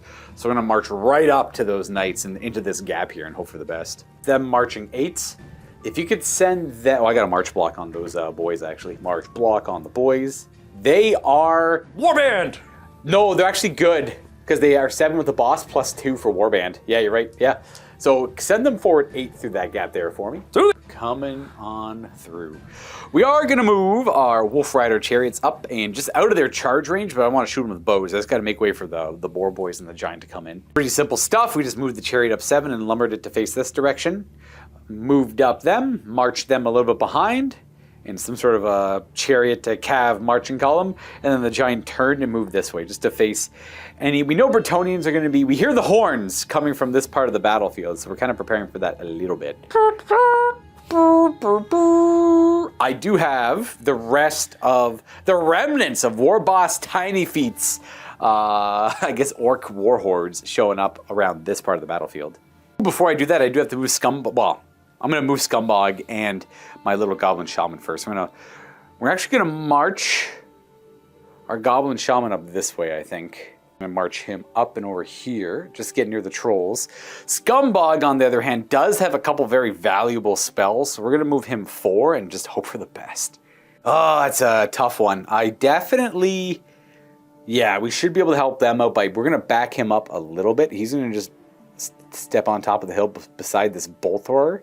And hopefully this tree doesn't strangle root him to death. We're going to stay out of his charge arc. Just chunk the life out of him. We're still putting Evil Sun shining over here and staying outside of the Tree Lord Ancient's charge range.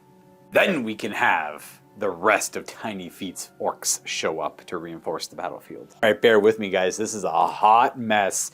So fitting on the rest of Tiny Feet's warband, as a reminder of some of the elements here, it all came in over here. So first, the chariot shows up, move 7, lumbers, boom, done.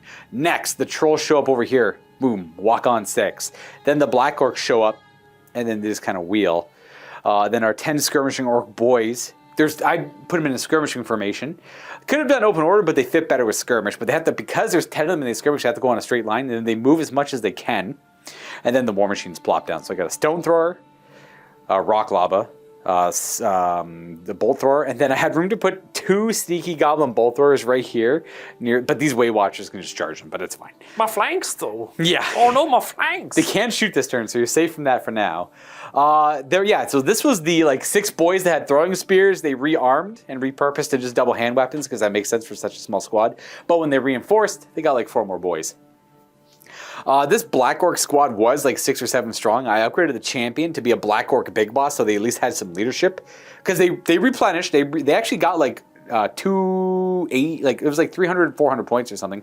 So Black Orc boss with great weapon. And then I pretty much filled out the rest of his Black Orc unit to get the core up, because then they'd be core, technically. And that's effectively, the rest was like a 600 point rabble. Now it's about 900 and some change.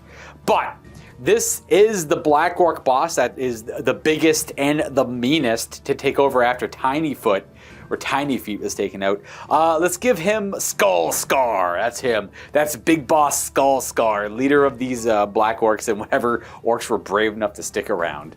But he's a pious orc. He believes greatly in the powers of Gork mostly, and Mork as well. So he is willing to follow through Scumbogg's ambition to the bitter end. Or die trying. Kind of it for a moment. That is all of my forces on the board for the Great Battle of Arden. We still have more Brettonian forces to arrive, but we'll see them on the next turn. Otherwise, we're good to go to shooting. And we do have a good amount of it. We're going to do this one first because it's easy. Just 9 goblin bows into the Glade Guard. That's 5 to hit because Rose had a 9. We have just these ones hit. We kill 1 elf. 1 goes down. I don't think I have any other shooting here I have to worry about. He marched. So a Scumbog and these 3 War Machines. If we can get lucky and take out the Tree Lord Ancient with some shooting, and then we'll be free to cast a little bit of magic. Start with the Bolt Thrower at the Tree Lord. It misses. And then we're going to do the Doom Diver. We're going to aim it right for the middle of him because we got to. Ooh, that's going to scatter 6. However, we're going to bring back 1. So that's going to miss. Yeah. So it's going to land about here. And we're going to redirect it to here. Then we're going to try a Rock Lava. Same idea right for the head of the big guy here. He's been eating up a lot of this. Oh, that's a oh my gosh. That's like directly 10 away. That's way back there. Flump. Just all around him. Try a Vindictive Glare. No matter what we try, this Tree Lord Ancient will not give up. Vindictive Glare. I don't know if we got it. We roll a 9. You've got to roll a 7 on your dice to stop it. Ooh, Gary, that's a 10. I saw that Dang too it. again. No. I saw that too. We'll cast Gaze of Gork. That works as well, an 8, so we get a total of 12. You gotta roll a 10. 9 plus 3. So close. Wait, 9 plus 3 is 12, but I also rolled a 12, right? Okay. So we are gonna go 5d6 inches. I kinda want to try and just take out that 1 wound over there, but I guess I'll try to take a wound on the Tree Lord because there's no other direction I want to go with it. So 5d6 inches. That gaze is gonna go 6, 10, 13. 13's good. Barely hits him. I think it's a 5 to wound. Ooh. Does wound. No armor against it because it's -3. Regen? Yeah. Oh, the Gaze of Gork does 1 damage. He is down. And we'll cast the Foot of Gork. Gork. That works a 7. Yeah! Oh, he stopped it. Oh my gosh, this level 3 won't just stop Scumbog all over the place. I think we're good to go to combat. Just double checking this. There's a lot of things. Oh, wait, we do have a fight over here. Attack hits and then we fight at the same time. Ooh, this time I get 4. Kills the Eternal Guard on 2s. There's 4 of them dead. And they only... That will affect the amount of fights back at least. We'll get your guys out of the way. You striking back with 4 models. One being the champ. That's 3 hits. Okay. And we need 6s to wound. You got 3 initially and you just keep missing them. I have my Tuskors attacking. Forgot to attack the champion, but that's okay. That's a hit. That is not a wound. We'll do one of the Orc Boys on the champion. They have Choppas. They're a little more consistent. Oh, no. Oh. It's cursed. The champion cannot be hit. That does kill an Eternal Guard because of Choppas. I got 5 kills that time. My combat res is 6. Yours is Banner and Closed Order, so you lose by 4. Boom!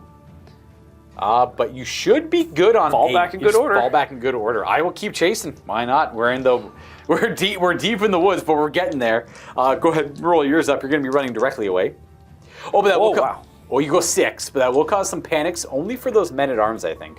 That's them falling back about 6 inches. That will cause a panic on the men-at-arms. Men-at-arms, they're not gonna run. Nope. Woo! I don't think the Baron's unit was in range of 6 where he was, so I think you're good. I'm gonna roll it just to be sure, and you get a reroll just in case. Then we'll measure. Yeah. It doesn't matter. Okay, Don't have to worry about it. Perfect. I will pursue 7, but I'm going through the woods, so Iron Shod Wheels says I'm alive. So we'll keep going in, and we'll just keep the push going. Yeah, we'll get those Eternal Guard. That is it for that fight. That is like almost a 300-point brick of elves versus 180-point chariot. This goes to show you the difference like magic items make and how strong things like chariots and cav are in a non-magic setting. Otherwise, we'll go ahead and do this fight, I guess. We are good. We do have throwing spears, so we get 5, 10 attacks in total. The champion's a little too far away for his second attack. We hit you on 4s. We do have hatred though, because Scumbog is nearby, and that's again a little random campaign roll to help out a little bit. Okay, it helped out for 1. And then these are strength 3, so we need 6s to wound, but we have Choppas. We have 1 at AP, I think it's just AP 1 because of Choppas. Alright, so 6 up on the save. Oh, you make it. Oh, no. You get the Elder attacking me back. All right. What's he got for attacks? He's got 4 attacks at weapon skill 4. Right. Wha-bam! Well, they all hit. Ooh, he's probably strength 4. Strength 4, so Fours. D4s. What's his AP? Nothing. But Armor Bane? Armor Bane 2. Okay, well, those kill 2 orcs, and I have a 5-up save. Oh, it kills 3 orcs. Oh my gosh. No. Let's stomp him too. And you got how much stomp? Just 1? Just the 1. Stomp. No. Nope, not quite. But we have a lot of passive combat res, which will hopefully help us win out here. I'll do mine, because I think I win, but we'll see. I have 2 ranks, a banner, close order, in the flank. And you have 3 wounds. And close And a order. close order. I do win by 1. Oh, good stuff there. And we do, wait, you 3-6, we double outnumber you as well. So if you break, if you fail this roll, you do break. Run! By 1, 4 plus, they're probably, what's the leadership of that guy? Probably 10. They are going to give ground. I will pursue. Follow up, I mean. So we're going to go 1, that's about 2 away. We'll just keep that. We don't get our throwing spears anymore, but, well, we tried. I suppose that wound is on the basic guy. And then we go, let's do the goblins, get them out of the way. 5 goblins fighting, +1 for the champion, hitting you on 4s, because I'm only weapon skill 2. We're strength 4 though. Your toughness 4, I imagine, on dryads? T4. Yes, we do 2 wounds at -1. Can you regen or anything? I'll regen of 6. Oh, okay, there you go. Wha-bam! Well, I destroy 1, but it's worth an extra combat res, and then I have 5 wolf attacks, which are going to be hitting on 4s. Hey, and Wolfie. wounding on 5s. 1 wound from a wolf. No AP. 6 up armor. 6 up regen. Oh, 1 more dead. But it's worth 3 combat res because of a regen. So you have 2 of them attacking back. Should be, oh geez, the 6s. 3 hit and 4 is to wound. 2 of them. Make 1, fail 1. Lose a goblin on a wolf. So I did 3 damage because of the regen. And I am in, that's it. Yep, I'm an open order unit, so I got 3 and you have 1. I won by 2. That's essentially it. You are double outnumbered, so if you break, you break.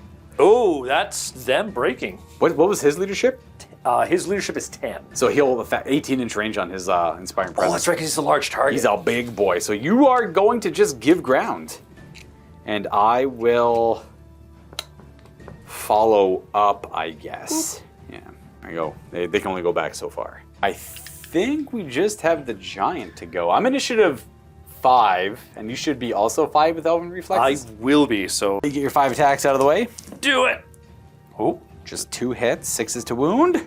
No, Yeah, that's you a lot can't of wounds. stick. I am going to roll on my table. That's a 3. Just thump with club. It's random attack D6 +1. thump with club. Thump with club. I hit once and I kill an elf. Oh my god. I forgot my stomps earlier against the dryads, I think. But I'm going to remember I'm here. 2s to kill. We kill 6. What? With 4 Glade Guard remaining. We don't double outnumber you though, so as long as you roll with an 8, you're going to just fall back in good order. You break! I'm running. We're getting out of here. Actually, sorry, your leadership 10 because of the tree man. So you just fall back in good order. However, I forgot I have Terra. So use his leadership of 10, but then I reduced it to 9. He's running. So you do. I will. I guess I'll chase. Whatever. You're gonna go kind of directly. Yeah, you're gonna go directly away. So why not? Nothing's gonna panic unless you roll through. But you do go the full 2d6. Run. Ooh, 6. You're safe. And we go 3. Oh no. It's gonna be 1, 2, 3. Oh, Tiny sad Tim. giant What are you sounds. doing, Tiny Tim? That is it for combat. We're gonna go to turn 3 for the allied forces of the Wood Elves and Brettonian. All right, what do we got for your command phase? All right, we got 2 things. We got the Lady's Gift and an Earthen Ramparts. So we're gonna try the Earthen Ramparts. Ooh, I think Earthen Ramparts disallows charging. Sorry, that's not self-range. I'm thinking of the self-range one. Earthen Ramparts is going to target those elves in combat there. I gotta help him out here. Yeah. Yeah. Ooh, they make it on a 12. Oh, jeez. Or- Too far away to stop that. We're going to let you keep that one. Put that over here. The elves gladly accept the blessing of the lady. Someone not too far away from their own kin, apparently. And then we're going to do Spoilers, much. Lady's Gift. Wha-bam! Okay, so that works on a 8. So we get the first level, giving them a regen of 6. I'll let you keep that as well. I guess I'll Fated Dispel that. I'll try to. I need a 9 to stop it. I do not roll a 9. That is going to bring us to charging. Yes. Yes. Do you know what you want to charge and where you want to charge? I got a few ideas of where I want to go. The first one is going to be them declaring a charge to here. Duh, boys. Okay.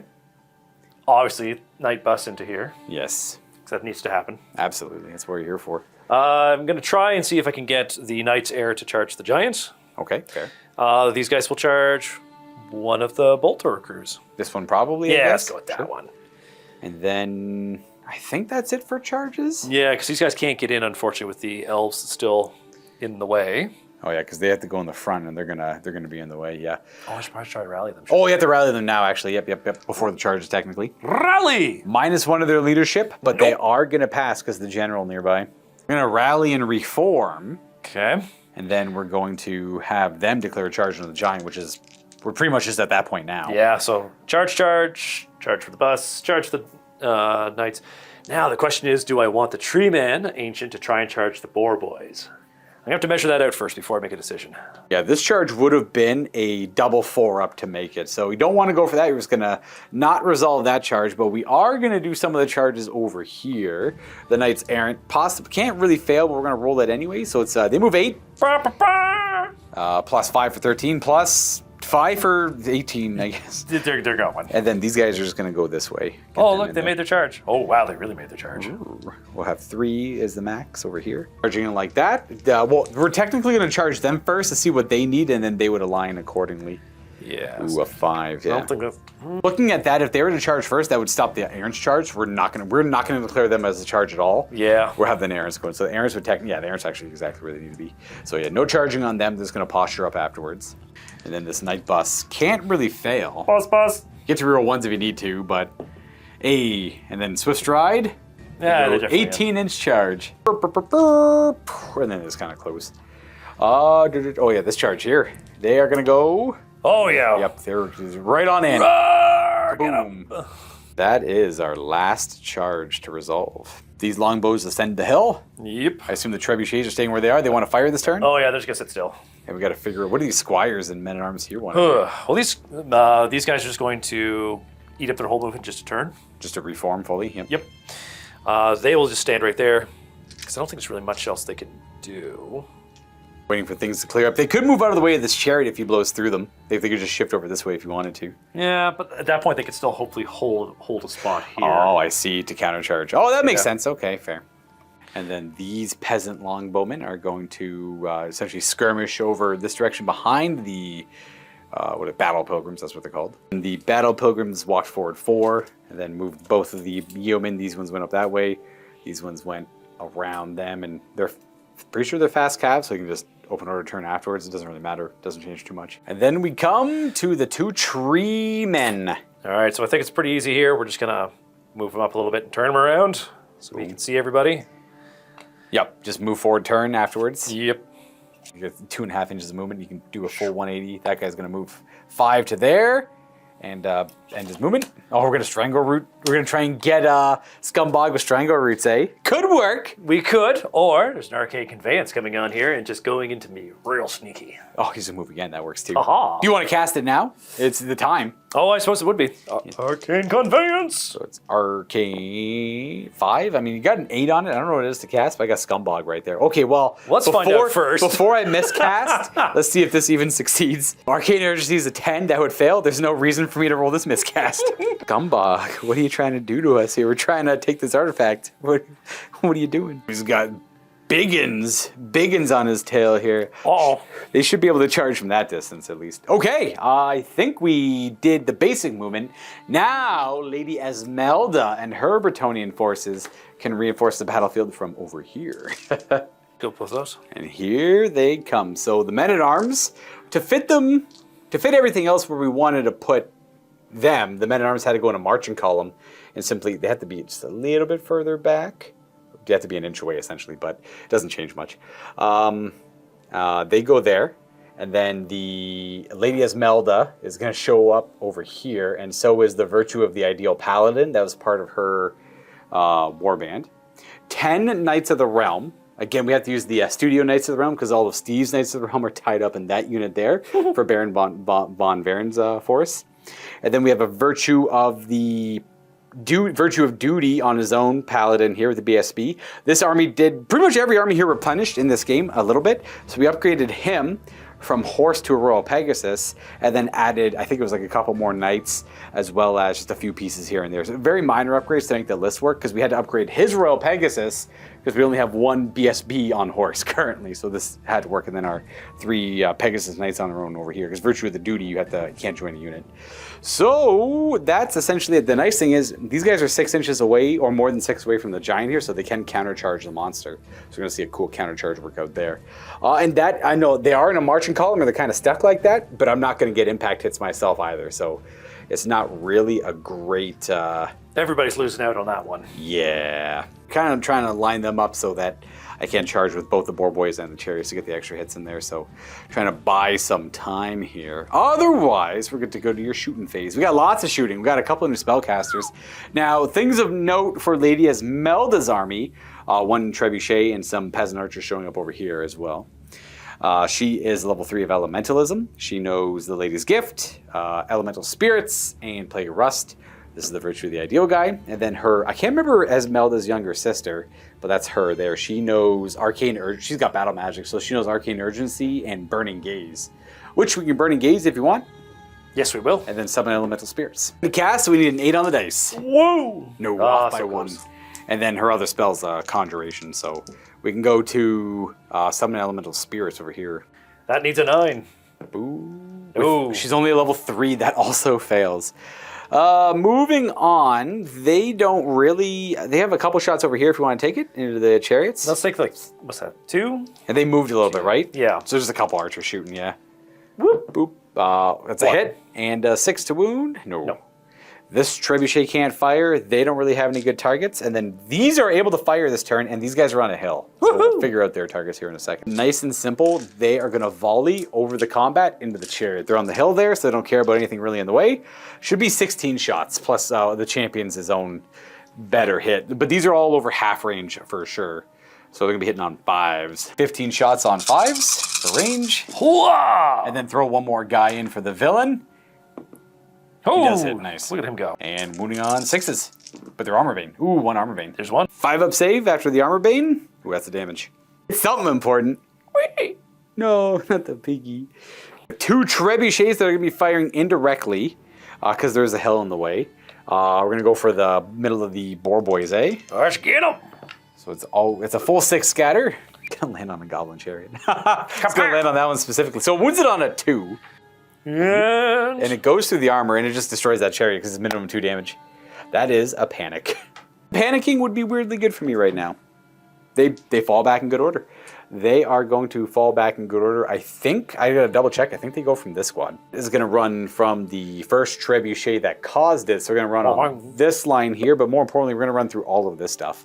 Now they're goblins. I don't know if the orcs care about goblin panic. I know black orcs don't, but I'll double check. So they're gonna fall back in good order 3 inches, which is gonna be a pivot like this essentially, pop through them, pop through this guy. They don't care. They're orcs. They ignore goblin panic? Yep, they ignore goblin panic. Perfect. I'm gonna reform this way because it is just a fall back in good order. Because they're over 50%. But yeah, they go popping over this way. Not bad. You want to do the second one at them as well? Same one. Second trebuchet, full scattering. It's just a 4. It's gonna land right there. It's gonna be 2 partial hits on me, it looks like.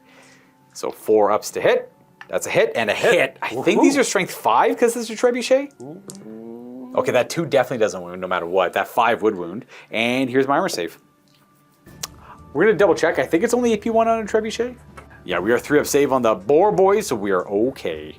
Moving on, no real targets here for their shooting. No targets for these guys shooting, but they can do a reserve move after. You want to go ahead and do a reserve move on them now, just to get out of the way? Yeah, let's get them just kind of up a little bit, and we'll wheel this way. All right. And these guys will do the same thing, up, and they'll wheel a little bit this way. And then we do have a couple of longbows here to fire at this bolt thrower, because they only moved 4. Could be 8 guys firing is these 3 plus these 5. Yep. So we're gonna say, we're not gonna worry about covering all of them. This is the only guy who's shooting through someone, and I don't really care that much about the cover. So these should be 5s to hit because they moved. Yep, 3 of them hit, and 6s, nothing. And everything else, I don't know if they have any real targets because these goblins are all tied up. They can't really see through too much. This one archer could shoot that chariot if it wants. Let's give him a shot. He's got something to do. Yep, it's going to be pretty hard. That's a miss. Yep, easy enough. I think that's it for shooting. did you have another wizard? Oh, the tree man. What's he got? Does he have Oh, yes, they could all start slapping around Yes. those other guys. That's he a got good call. strangle roots? Almost forgot about that. It's easy to forget things. If you observe the battlefield, There's kind of a lot going on. there's a lot to remember. Pondering between them both, you can do one at a time to see how this goes. He is hard to hit with strangle roots, but that is Scumbog. And he's not getting a lookout sir in any way, but he does get -1 hit for being unit strength 1 skirmisher. All right, let's try him. This guy first? Let's Strangle roots. Hey man, if Scumbog gets strangled by 2 different tree lords, that's in the middle of a giant battle, that's an awesome way to go. All right, we've got 3 hits. 1 hit with it. What was this? This guy was hitting on, sorry, it was -3 hits on 6s, yes. And then 1 wound. That's a wound. It's going to go through my armor, but I do have rapid regeneration on him from the Troll Lore, which does last for a whole round. Regen! Oh, he takes a wound. So he's -1 hit for multiple shots, -1 hit for moving, and -1 to hit for being a skirmisher. But he might be -4 because he's outside of 6, I think. He'll be hitting on 6s because he's BS5 base. So he gets 5 shots on 6s. Okay. Scumbog has 1 wound left. This is it. Save Scumbog! Get him! That's 2 hits. That's not good. Okay. Uh-oh. Yeah! That's a wound. I don't have an armor. I got the freaking regeneration. He's dead. Oh, no. Scumbog is double strangle rooted. It wasn't likely he was going to die there. That is... Well, he's not dead because we have all the narrative things at the end, but that does cause chain-wide panics across the board, just because of the WAAAAAGHH energy feedback, because he was connected to the artifact over here, providing hatred, which would have been amazing on this next turn coming up, especially, oh my gosh, all of these combats over here would have all had hatred and everything. This is probably also, by the way, one of the only times Strangle Roots would have done anything in any old world game I've played. So Steve plays a lot of Wood Elves, and he never shoots Strangle Roots because it doesn't do anything. It's like, we'll shoot it anyways. And now it just took out Scumbog, and he had a freaking 5-up regen. He rolled 6s into 6s. It is what it is. Yay. Well, let's start this off. Oh no. See how bad this goes. I just double checked all the clips to make sure we did it right. It was just, yep, that's just 6s into 6s into 6s will do it. Yikes. So we're going to panic. I guess we'll start over here. And these guys here are fine. Okay, this guy here is fine. Good. Goblins! These boys are 7 because of they're going to panic and run off the board. They're gone. We're just going to do this slowly one at a time. It does clean up the game quite a bit as well. They've decided to run this through. The Black Orcs here are, oh my gosh. They're 11. I guess he was as pious as Scumbog was allowed to live. I don't have I guess I think the Black Orcs are veteran. Never mind, Black Orcs just ignore panic in general, so they don't care about that. Good to know, good to know. Trolls, not high leadership right now.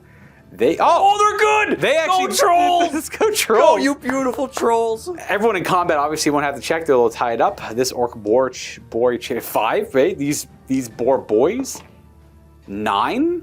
I gotta double check. Oh, that's a proper break. They're off by 1, so they are gonna break towards the nearest table edge, I guess. I'm gonna go 6. Fleeing in this case, there's no unit that caused it, and I'm not opting to flee, but the old 5th edition rule, I'm gonna say the nearest table edge. That's where I got the idea from anyways. It's how 5th edition used to work, by the way. Your general dice roll army just breaks, or does a break check, essentially. Or a panic check, but there's no fallback in good order in that edition. And they are going to go towards the nearest table edge, and I rolled a 6. They're breaking and fleeing this way. I could add Swift Stride to make it a little bit safer away from things, but... It's only a treeman right there looking at them. Yeah, but it's a 5. Who gets to go next? Me, I'm next. I'll keep them there, it's fine. I have 1 unit left over here to see if they break and flee. They do.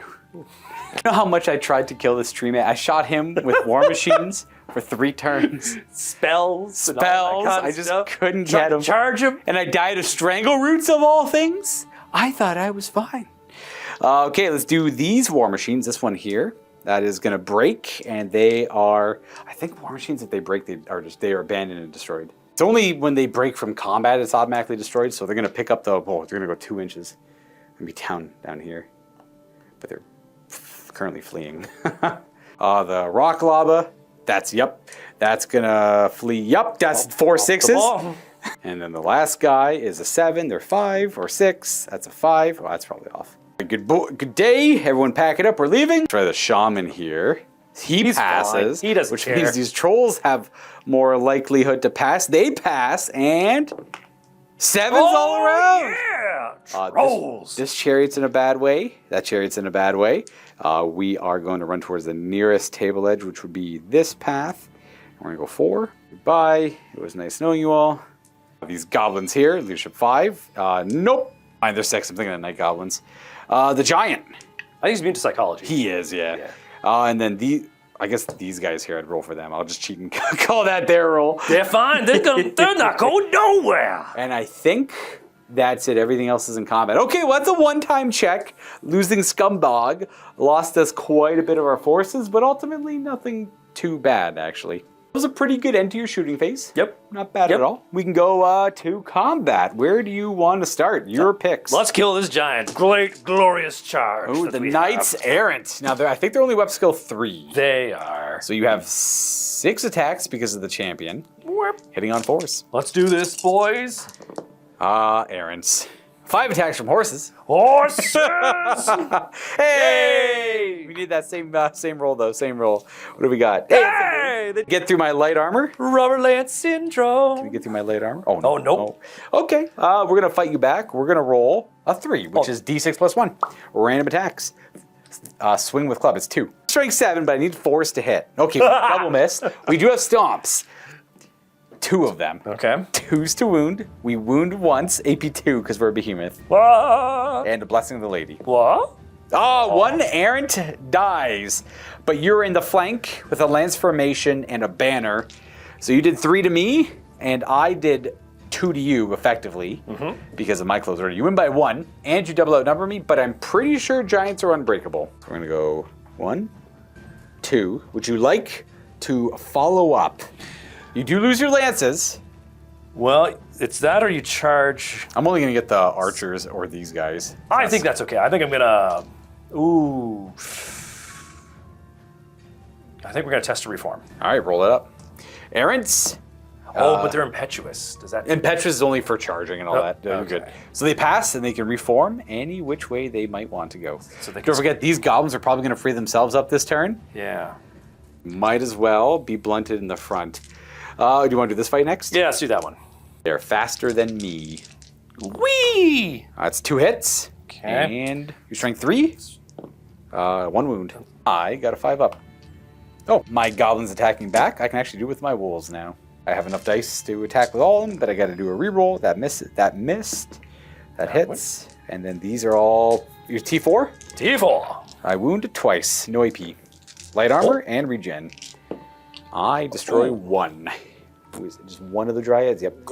And then leadership. And you might be. Only really lost by 1 because of the wound. I don't have any other passive combat reses because I'm open order. And your general is within 18, so you pass. You can't really give ground because you're already back up against a wall, which is really bad for the Black Orcs. I did not expect that outcome. I was kind of hoping for better. I suppose. expecting that as well. Well, actually, I am going to cheat a little bit. This guy's supposed to be a little bit deeper in the unit, not quite so far off to the side. Perfect. Okay. Well, that didn't work out well. We are left with this combat over here, and I would have liked to remember Evil Sun Shining, but alas, we do not. What's the initiative of Treekin? Ooh, that's a... Oh, you're also initiative 3. We'll fight at the same time. I do lose my fight in extra rank, and I didn't charge or anything like because you just gave ground, so I wound no wounds at all, no chopper rule, nothing going. And you have your 4 attacks back because it's the Elder. Roar! Ooh, weapon skill 4. 3 hits. Strength 5. Strength 4. 4s to wound. Nothing. Oh, 1 stomp. Whack. Hey, oh, that's Armor Bane. And then that guy is stomped because it's Armor Bane too? Yep. I have 2 ranks, a banner, close order, and flank. You have a wound and close order. I win by 3. And we double outnumber you. So you're looking at leadership 7. 6. Oh, man. So you just give ground. Just a little bit. It's gonna keep on bumping up. Boop. I'm going to test to restrain and reform. I pass because of my boss. I can't use Warband there, but we're leadership 7 on him. We are going to go like this. I see. Just try and get the behind of them. We want to leave the giant Nightbrick against the Savage Orc Biggins until the end. So that means we have just a classic men-at-arms versus Orc boys. Woo! Gonna fight with their pole arms as if they're halberds. Yep. I'm gonna throw 2 attacks against the champion. Oh, your champ's over here. Oh, you want to put 2 attacks? Oh, just 2 of the attacks on my champion? Yeah. Yeah! Both hit? These are strength 4? So 1. Yeah, he takes a wound, and that's AP 1. He picks up on my orc boy. Nope, my boss is dead, which is faster initiative than me. Cool. And then you have the other 3 attacks into the unit. Okay. Should be Grail Champion 2, correct? He doesn't have a halberd, he's got a hand weapon, so you gotta do him separate. Yeah. Wow! Well, in that case... 1 hit, no wound. And then the the other guy. champion. Nope. Yep. I am gonna do 3 of my boys into the unit, 1 into the Grail Monk. The 3 attacks into the unit. We do hit on 3s because you're a peasant. Woohoo! 4 to wound. 1 6-up save because you don't have a shield active. Oh, kills the dude. 1 down, and then into the monk. Hit. Wound. I don't think he's got much of a save, but roll it anyways. Okay, definitely not a 4-up. So we kill the monk, and we kill the man at arms. All right, so combat here is we both have 2 ranks because you only have 4 here, and I don't even know if you have horde. We both have banners. We both have close order. So I think it comes down to the combat res, I win by 1. Yes. So your leadership... Not great. Actually, on your own, you don't have any knights nearby. Hey, they don't care! Let them go! The boys are going to test to restrain because we want choppas. Our boss is dead, so we follow up. You have only leadership 6, and he can't use Warband. So the boys just keep pushing through. Great pick on killing the orc boss. Okay, we got this fight over here. I do have my impact hits yet again.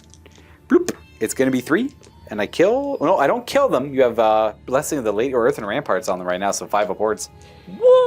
Oh, 2 still die. And then we get to go at the same time. This time, I will do it. Here's my pig attacking your champ. And the rest are into the unit, sorry. So the pig hits. Oh, we wound the champ. It's only -1, so we have a 6-up armor. And then a 5-up earth and ramparts. He's good. He lived. I cannot get this champion. And then I have the pig into the unit missed, I think. And then the 2 boys. Oh, wow. Look at that. Oh, reroll 1 for choppas. They got choppa spears. Strength 4, which means that doesn't do anything. So, but it goes right to ward. Wooja! We got a guy. Another one dies. But they all fight at the same time. All right. 5 attacks because of the champion. 3s. Can you get a 6? Just 1 6. 1 6. Hey, there it is. -1. It does not get through our armor. We end up winning by 3 there. Nope, that's not true. You have a banner. So yeah, you have banner and that's it. I have 3 wounds and a close order. So yeah, I win by 3.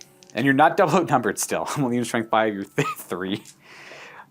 You lost by 3, your leadership 8. Ooh, they might be running. That is a fallback in good order. But their unit strength was higher than 5 at the start of the combat phase, so that's a panic for these guys. All right. So panic. Ah! Oh, they're running. Oh, you have a BSB within 12 probably here. We'll double. So they are going to fall back in good order, but they do take the 5 off the board.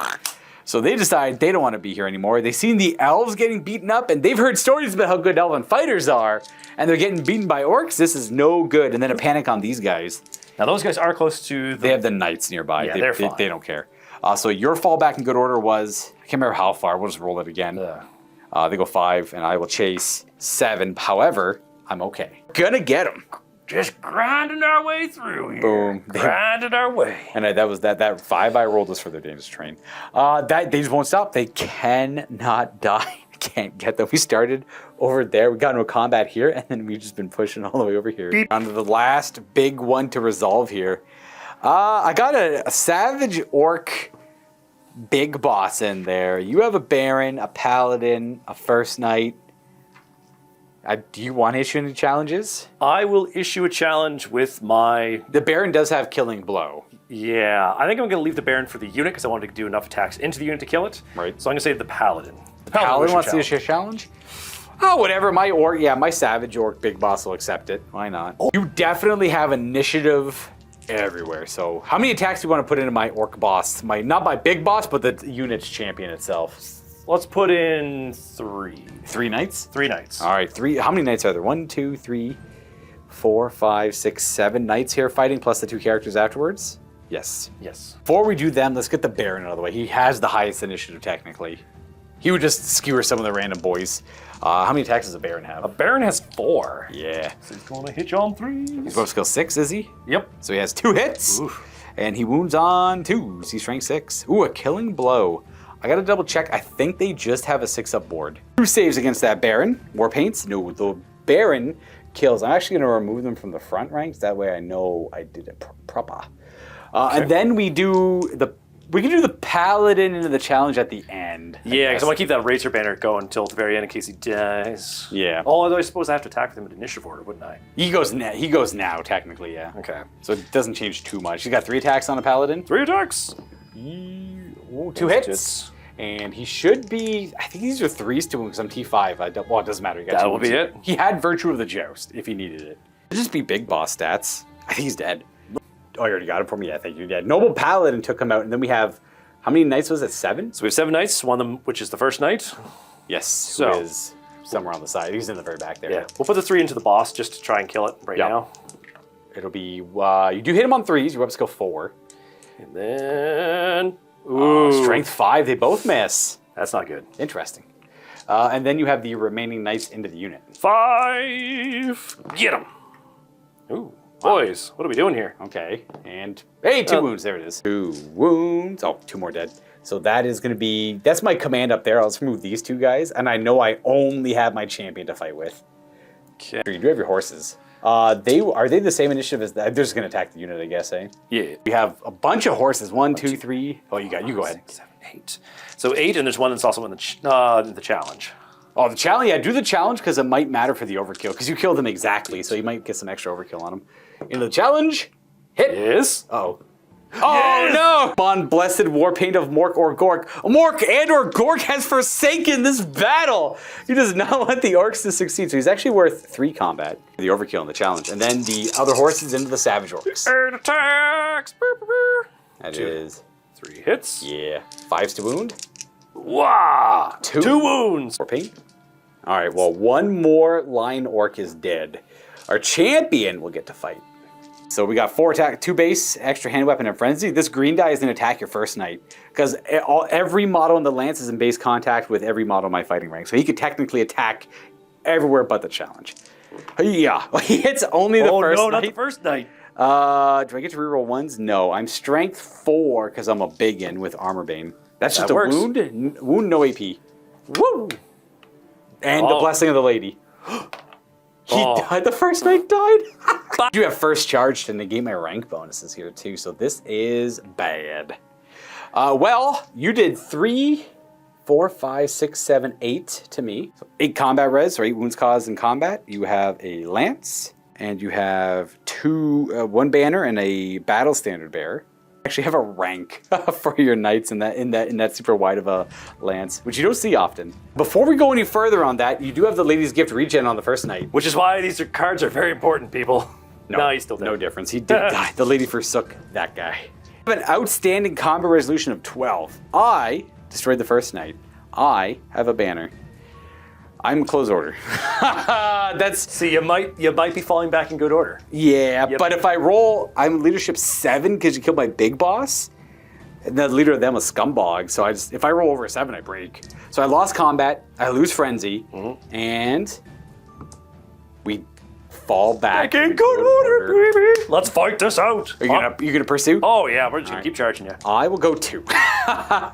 I will definitely catch you. So something like this, I'll go back 1, 2. I will add 1 more fighting rank here just to help out. We don't have frenzy anymore, but we do have bodies. Lots of bodies. That brings us to an end of the 3rd battle round. We're gonna go to turn 4 of this game, and been a lot of surprising outcomes here, but I do have a lot of rally checks to make.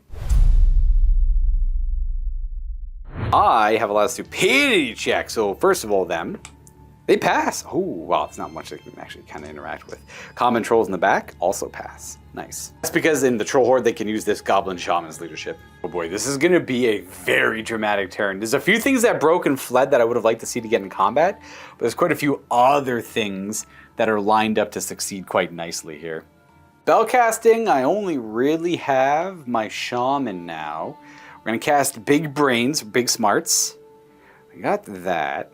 And Kyle's currently not in the room, so he's obviously gonna dispel these. And then after Big Smarts, I will cast Rapid Regeneration. Ooh, Irresistible Force. We'll not have to worry about that. That's going on those boys there. 12-inch range. That's going to give him a 5 aboard save and regeneration and flammable. And then we wait to see if Kyle would like to unbind it. Actually, he may be a while, and we're short on time. I'll roll it for him. I had to double check what I rolled. I got a 7. Kyle gets a 6. We are going to get big smarts.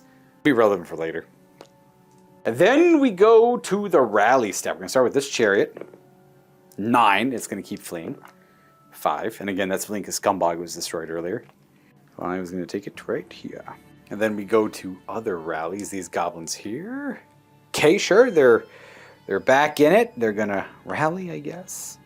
And then they're just going to move to the top of this hill. I'm going to jumping ahead a little bit, but saves me the pain of doing it later. They rally. Just going to face this way to stay away from that guy's nonsense. Let's go to charging. So a few charges that I can kind of do here is Chariot into Knights Errant. Counter charge! You can, I think you can do it against chariots. That's one of the things. Yeah, so counter charge there. The Giant is going to charge the Wood Elf Glade Guard. We have to do a terror check. We'll roll it up now. Whoa! Run away, boys! They're okay. They can flee if they want to, or just hold. Nah, they'll just stay there and They're take probably going to hold. We're going to declare a charge into the back of them. They're already in combat. These guys have nowhere they could charge. This guy could... Oh, I wonder if shamans are impetuous. They're not. I didn't think they were, but it just kind of dawned upon me. I'm like, huh, it'd be a really bad rule for a goblin shaman to have. No charges here. This is going to charge into the men-at-arms. And They then will hold. our Giant's going to charge your Cav. Counter charge! And I think the chariots are going to charge them as well. They're both in the front. I just wanted some extra impact hits here. Yeah. They're going to counter charge. They're going to go D3 plus 1 inches. You pretty much just want to get the reroll. There we go. If they go 4, that's pretty good actually. And then we move to this counter charge roll over here. D3 plus 1. Yeah. 2. Well, it kind of helps. Got a wheel and... And then we do my charges. We're going to roll up this charge. Yeah. They go 3 plus 7 for 10. That's going to make it there. We're just going to go... Beep, beep. Boop. Boop. Probably connect. Well, probably technically would connect there. Do I hit the woods at all? Nope. Doesn't look like it. Yeah, good. Then this guy can't really fail. He'll go boom, connect there, end up connecting there. Not the best maximize, but that's all he could really do with what he had. Would have loved to charge with some of these guys. That Dryad really kind of bogged down the plants. Oh yeah, sorry. Yeah, you were holding here. I think you're immune to psychology anyways. Yeah, they had to stay. They will charge to here. They would. Are you gonna? Yeah, so they'd maximize here then, just to not hit the tree lord. Sure, that'll work out perfectly for me this time. I have, these guys can't fail, but it's always fun to roll. Click right about there, probably. Shortest distance, everyone fighting, yep. Giant, gonna go 12. Chariot's gonna go 4, 13, 19, yep. So Giant's gonna go here. Chariot's gonna end up here. Perfect. Or technically it'd be like this, I suppose, would be the same difference. Same difference, but the path they must go. That is it for charging. Those who rallied can move now, but nothing over on that side of the battlefield. I don't want them to move. I kind of like where they are. I wonder if I want them to back up even more. Only because, no, I'm just going to keep them where they are. They can just countercharge stuff. I will move these guys, though. I'm going to march up to there, and unfortunately, these black orcs are just going to... I guess wheel in around that point there. At least they can wheel kind of far around it, but ultimately not great for Skull Scar back here. At least I think I remember his name was Skull Scar. It's last to remember. We did forget this fight. Let's do these 3 ranger attacks quickly. This was my last turn when Kyle charged in. I actually owe you a fear check. I think we're negative. Yeah, we're -1 to hit you. So we only hit you on 6s. What's your weapon skill? 4. We hit you on 5s. Yeah, okay. All right. We have fear L's on them. It's 3 attacks. 2 hits, and that's a wound. It kills a goblin. 2 goblins left. 1 hit, because they normally hit on 4s. No wound. All right, so you win this combat by 1. I am going to Flee. fall back in good order, technically. Oh, yes. We don't break from the combat, but we are going to go off the board anyways. Would you like to test and restrain? Yeah, we'll test a restrain there. Well, Yep, you're good. You don't have to move at all. You're happy. So we kind of go with this angle. Technically on Kyle's turn. I just want to get that out of the way. All right, now we can go to shooting because I'm done the rest of my moves. I don't really have any other moves I'd like to do. Well, we do have, this guy's got a shot into the large target over here. There'd be a 4 to hit. That's a miss. And then we have the rock lob who's going to go for the Treeman Ancient. I can one-shot him here. You want it. We got him. Ah! We hit him. No! 2. Yes, strength 8. Should go, it's 8. Do roll me an armor save. 5 up regen, because it's only got a full plate, and it's a -3 for a rock smash in the face. Okay, so he makes his regen again. So ever shooting there, they rallied and moved this turn. They can't shoot. He, actually didn't move any of this stuff. Sorry, guys. Let's quickly move this, and they're just going to march up and around to face this part of the battlefield. Well, the common trolls are going to go forward. The rock trolls are... Actually, no, the rock trolls are going to go up and the common trolls are going to wheel in. Walk up behind the savages, and then didn't really give me enough room for the common trolls to wheel up and around to face this direction, so they kind of just walked forward. But they wheeled just to shimmy over a little bit as well. And then the shaman just moved his 4 over here. He doesn't get perfect look at Sir there, obviously, but hopefully it'll help. Then I can go ahead and cast Fetid Water with him, which we do get if you'd like to try and stop it. Let's stop him. A 10 stops it? No, Nope. We get a gross little water. You got lots of room. We're gonna put that right there. Yeah, exactly. We're gonna summon some gross water. That should be it for shooting. We can go right to the combat stuff. Okay, we're gonna start nice and easy. We're gonna start over here.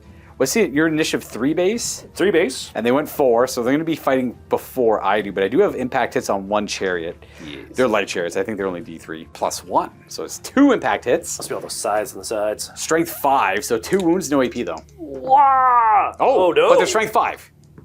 So the lady protects one of them. 1 knight in the back here goes down, which will help for combat res. We'll just keep it right here. I believe... I'm going to check the goblin initiative, but I think you go first. Goblins go at the same time. I'm going to get my guys out of the way. It should be 6 attacks with spears, because it's 3 different goblins and the wolves. I'm going to, you're going to put all your attacks in the giant? All the attacks, including horses and stuff. I hit really well with these guys. They're strength 4, which wound on 3s. I wound you twice at -1. Forward up! You take 2, which you have a 6-up blessing against.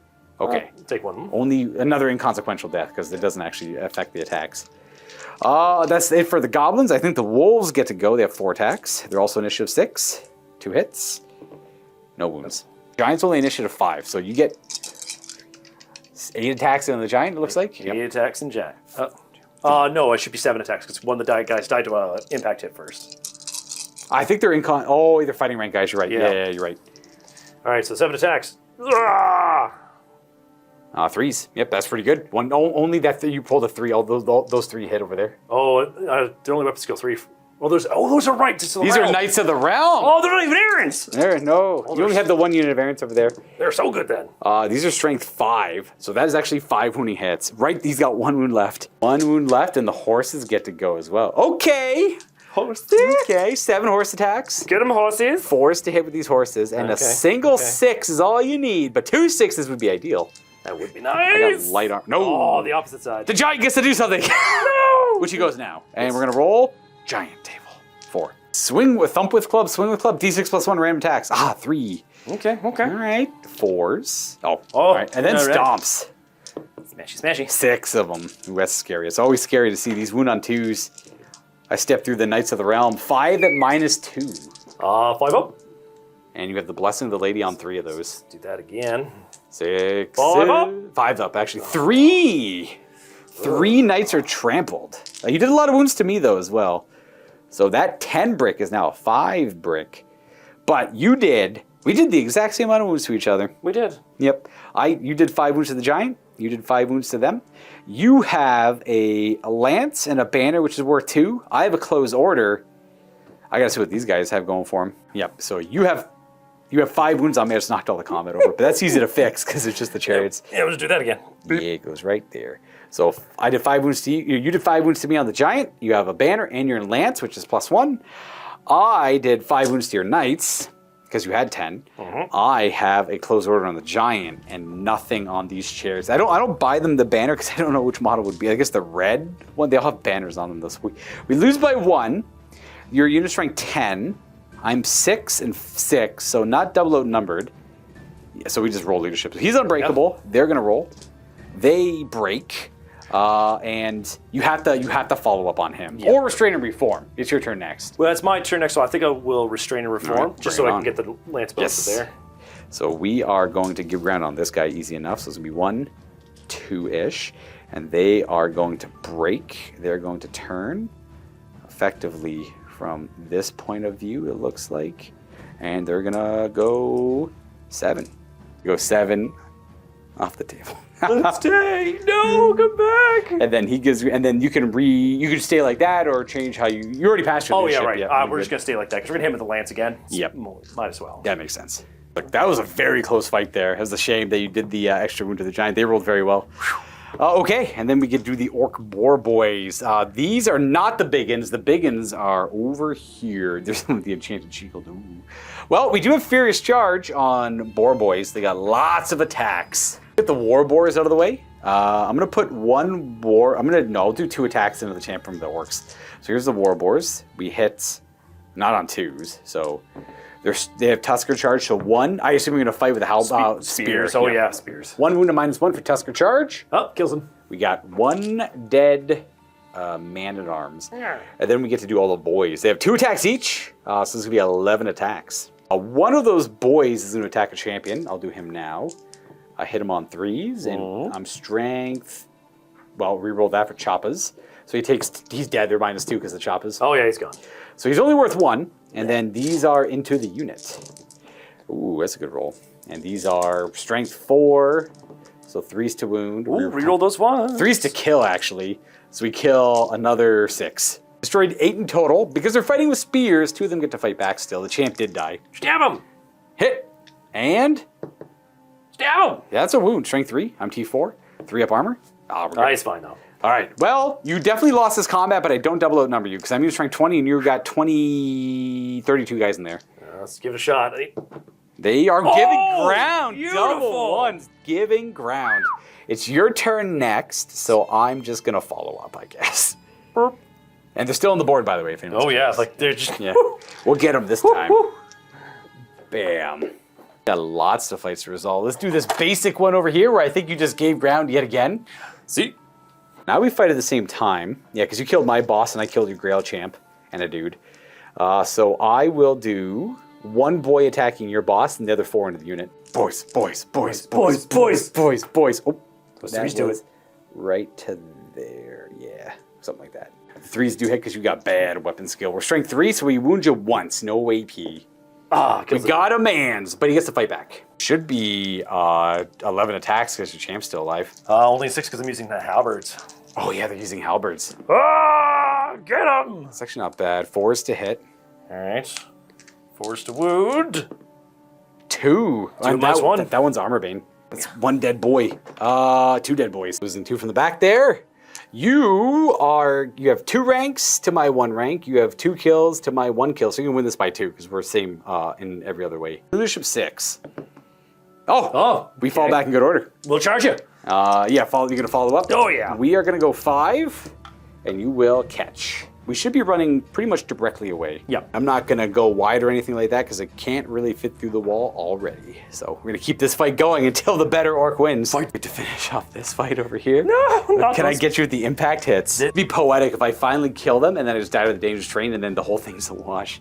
So I get quite a bit of impact hits. That might be the unit. 7. 2s to force the ward save. Yep, that's 7 ward saves. 7 ward saves. Earthen ramparts from... 5 on! No. Oh, it's Barely. so close. 3 of them are dead. I have to test to restrain. I pass it. And here's my dangerous terrain. And we pass. The best I could do is face the men-at-arms there and accept it. We're coming for you. We're just going to do this fight so we keep the order of it going down. The challenge is done. I have a boss in there if you want to issue a challenge into him, but... My paladin will issue a challenge to that. I will accept with that boss, I guess. All right. Initiative goes Baron, Paladin, then everyone else is the same. All right. If your lance is going still. Roar! So Baron misses 1. Yep. He's strength 6 because you've pursued. So 1 killing blow and then 2 there. 3 magical paint saves. It turns out they didn't work. Okay. And then we have the Paladin in the challenge. Get him. We hit twice. And wound on 2s. 2. 2 of them. Magical paint. Nope. Okay. Roll the horse up as well to see how much combat res he's worth because it's overkill. Oh. For the paladin. Yeah. I mean. Horse. 1 hit and. Oh. There we go. Hey, war paint. Oh, geez, there we go. We're fine. That's fine. I'm going to pull a guy because I can't really tell. I don't even think the right champion's up there, but he's worth 2. Boom, boom, boom. Actually, I'll use a different die so I don't pull it away like I did last time. We have your knights going. There's 6 of them fighting at the same time as my guys. 6. So anyone who dies gets to fight, but there's only 3 orcs. Sorry, 7, because it's 1, 2, 3, 4, 5, 6, 7. Yes, correct. Oh, man. And they're hitting on 3s. I've never seen such a lance size. What a power! It's a powerful lance, right? It feels nice to use. I mean, it's unwieldy. It's hard to maneuver, though. Oh my gosh, 5 of them. Please paint? No, is this fake paint? Made 1 earlier, I guess. So, and then the horses. Should be 8 horses. 8 horses? 8 horses! Oh my, the horses. 5s to wound with the horses. So angry is everybody. Okay, 2 right to paint. Oh, nice. Paint! It protects. Good job, paint. Boom. So we do get to fight with 3 of these guys still, because that was all at the same initiative. That's 6 attacks, however. I forgot you pursued into me. That was not the same time as me. I get no attacks back. That is it. You definitely beat me pretty bad, and your unit strength is ginormous. 3, 6, 10, 26 is your unit strength. I'm at 30 is my double, so we don't... Almost so close. There. Our leadership is... Ooh, we break, because he killed our boss, and our big boss. We're only leadership 6 on Biggins. Probably want to restrain and reform here, because you want to line up to countercharge and charge into these trolls. We do? You do. All right, so we are going to break. That's a panic on the trolls. They're fine. These trolls, they're somehow fine. Oh my gosh! And I think he's too far away, but I'll have to double check this. He failed. He's almost 7 away. But yeah, okay. Well, let me just get all these dead orcs out of here. Oh, I owe you a lot of regen saves. Do the champ. No. Well, he actually regens 1 of them, but it's a 5 up, right? It doesn't matter too much because it's still a combat res. I would have had to pass both. Yeah. And 3, 4, 5, 6, 7, 8, 9 guys here. Doesn't actually change anything. It just lets me know how many models go back on the. Because they're all still combat res. So 2 guys go back, but you definitely like overkilled. I still don't get to fight back if I get 2 guys back because they'll come and you died. I only have a frontage of 7, and you killed 8. In our break and flee, we go 6. We're gonna reform, not touch the nasty water, but I mean, if it lingers there at the end of this turn, you'll charge through it, which isn't too bad. And this is where we end up now, sorry. And then we go on to this fight over here. 11 attacks with throwing spears. We picked them all up, and now we're gonna throw them again. We hit on 4s. I think you're just breaking off branches from other trees. Just using that. Finding a sharp stick. You lost this? We're strength 3, which means we need 6s to wound, but at least they have AP. So it's 2 at AP 1. 2 save. 6s. No. Oh, boom. And then any regens? Regen 5. No. Okay, so that does destroy this guy. And how many wounds? They're 3 each, right? 3 apiece. So down to 2. And then you get to fight back with Durthu. Let's do it. The Elder hits you 4 times. Yes. And this is going to hit you on 4s. That's 3. 3. 2 have Ren 2. Armor Bane 2, and then I got myself a 5-up save on that last one. AP, not Rent. Oh, it's not the same difference. Oh, yeah. And then you have a stomp. Stomp. A singular stomp. Yes. 5 wounds. AP nothing, we don't save it. So it's 4 wounds you did to me. You did 4 wounds, and that's about it, because you're not close order anymore. I did to you 2, and I have a rank, I got a banner, I got a close order, I have a rear charge. So I went by 3, and I double outnumber you, so you lose ship 10 with the general nearby. Oh no. 8. So they break! Run! Break! And then that'll be a panic on this guy. Alright, so first panic! He's 10, good. He's 10, he's fine. And I think that's it. So I will... I'm going to test to restrain, I guess. I'm an orc. I pass. You're going to flee? 10 inches. Oh, wow. He is just going to go right past that bolt, or he actually goes right past this tree. Right to the other side of it. Oh, we're just going to reform that way. Nice. Why not? That resolves that combat. We're going to keep on going down the chain. We got this one over here, where you get to go first with the Dryad. Smashy, smashy. 3s to hit, and a 4 to wound. Whoop. That's a wound. That's a 5-up save on a goblin. It dies. Does not get to fight back. These are the amount I'm going to roll over here. These are the amount of attacks I get back. Ooh, good roll. 2 misses. I need that same kind of roll to get this Dryad. 2 wounds, no AP. So 6 up, rerollable. 6 up. And 6 up. That's the got him. Dryad. We got the Dryad finally. So long. So Goblins are gonna oh, their boss might be 7. Boss is 6, so they have to overrun. Not that they overrun far, they just overrun to that. Don't really accomplish much. It brings us to this giant fight. I only went an inch when I charged, so you get to go first. I'm only initiative 3, and you're 4 or 5. 4 attacks. Hit him on 3s. Yeah. It's 2. 2 and 6s. Oh, There's there's one. Armor? That's a wound. He's down to 2 on the giant. He's been fighting all game. I got a 2 now. It's belly flop, so he just drops right on top of the elves. He placed a blast between those 2 models. They're going to be fully hit, and the models beside them will be partially hit. So it's going to be 3 hits on the unit that kill on 2s. So we kill 2 of them for the belly flop. Blech. And then we stomp on the remaining 2 and kill that one as well. And then you have a leadership check at pretty low roll. That's a break. Yeah, he's gone. Because of terror and all that stuff. And I will test to restrain. If we don't, we're following. You're going to go 5. How far will you go? I'm going to go 5. Ooh. So you're gonna run that away. Oh yeah, we boom, boom, right to there. They were only unit strength 4 when that all went down, so no need to panic anything else. Then I have this chariot charge over here, which will have impact hits, but you countercharged. D6 plus 1, ooh, 3 impact hits. Wounding on, well, not the 1, so 2 wounds of -2. 5 up, 5 up. And then the blessing. Ooh, Oh, 1 knight goes down, which will help against the impacts here, because we're both initiative 3, I believe. Yes. I'll get mine out of the way because on my turn. Tusker charge, that's the Tusker hit. That's a Tusker wound at -1. Ooh, -1. And then a 6 up. It's only strength 4. Gonna kill another one. And then we have 2 orcs. Orcs. I'll do, this is into your Knight Errant Champion, which misses, and then into the unit, which misses. Okay. And then you have that guy who just died, plus the remaining knights into my unit. This will be 5 attacks with the lances. They do hit on 4s because they're errants. Look at them go. Forest to wound. 1 wound. AP 2. No, that's the damage. And then right. you have 4 horses. Same idea. Wah! Wah! Nothing. Nope. There's a chance you only move 2 on your counter charge now that I think about it, but it didn't impact much there, so no big deal. There we go. I destroyed 2 of them, so I'm up by 1. Boom. And that's then you did a wound to me. We both have close order, and then you have a banner, and you have a musician. You win by 1. All right. You have 6 to my 5 unit strength.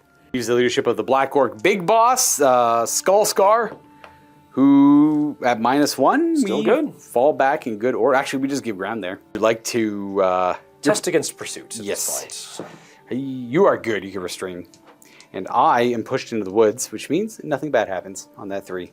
That is the end of my turn 4. We resolved all the combats here. We're on to turn 4 for the side of Brettonian. Start of your turn, we're going to see where this little gross water goes. D6 in a random direction. Blah. Oh, it's going to go somewhere around here. It will affect nothing. And then turn 4 proper. To this side of the table, some spell casting, because I don't think there's any command phase things we have to do. Not really. No other stuff. A plague of rust targeting these boar boys right, from so Lady Esmelda. So it's cast on a 9. Ooh, she's level 3. That works. I'm going to... Oh, no, it's only an 8. Oh, that's only an 8. Sorry, my bad. Can't do math. So, save from that. Then we have the Lady's Gift. She's level 3. Yes. That's the big version. That's the 5-up regeneration. Do you want to put on the Men-at-Arms? Yes, so put on the Men-at-Arms, try to keep them alive a little bit longer. Boop. And then that should be it for her stuff in the magic phase. Correct. This prophetess, not prophetess, but damsel has the Lady's Gift as well. She's level 2. I'll use my little goblin to try and stop that. Okay. I got to show a 6 on the dice. I do. I stop nice. it. Also has Earth and a Ramparts on the Men-at-Arms against the boys over here. I'll try and works. stop that. I also have to show a 10 on the dice as a higher wizard. That is not a 10 on the dice. They're going to have a 5-up ward save. Uh-oh. That should conclude magic. That doesn't look like there's any rallying on the side of Brettonian and the Wood Elves. Oh, They have... there is that one little tree man over there. Right, I forgot about him. Oh, the spell casting. No, wait, what little tree man? Oh, he's fleeing. That's right. Aha. Get back here. Ida? Not No, he's 8? -1 because he's under 50%. Will be 10 -1. Oh, right. Which is nice. So he's good. He rallies.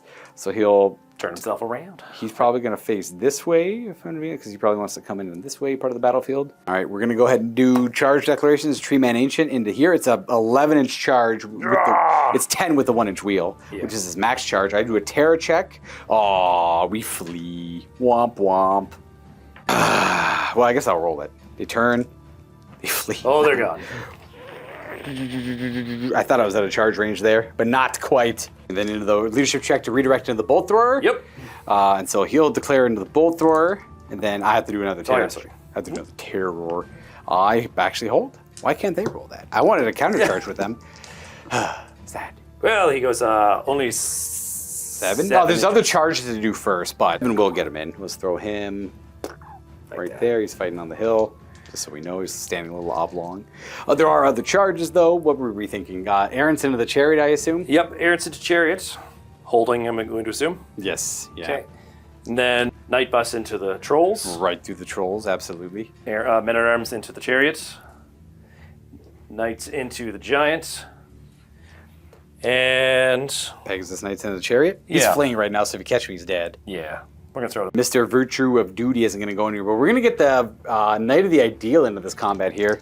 The way it's lined up, he can go corner to corner, so he can't fail. So this is, I think, the last charge to declare. For the last one. So he would go right there. Fit right through that gap. Yeah. It's and even with the one, they're only 4 inches away. Yeah. So even -1 from there if they're going to get in. You guys can't fail either. Oh, look at that. They're in. Yep, they're going to go. They're effectively going to end right here. Boom. Sorry, trying to fix it for myself.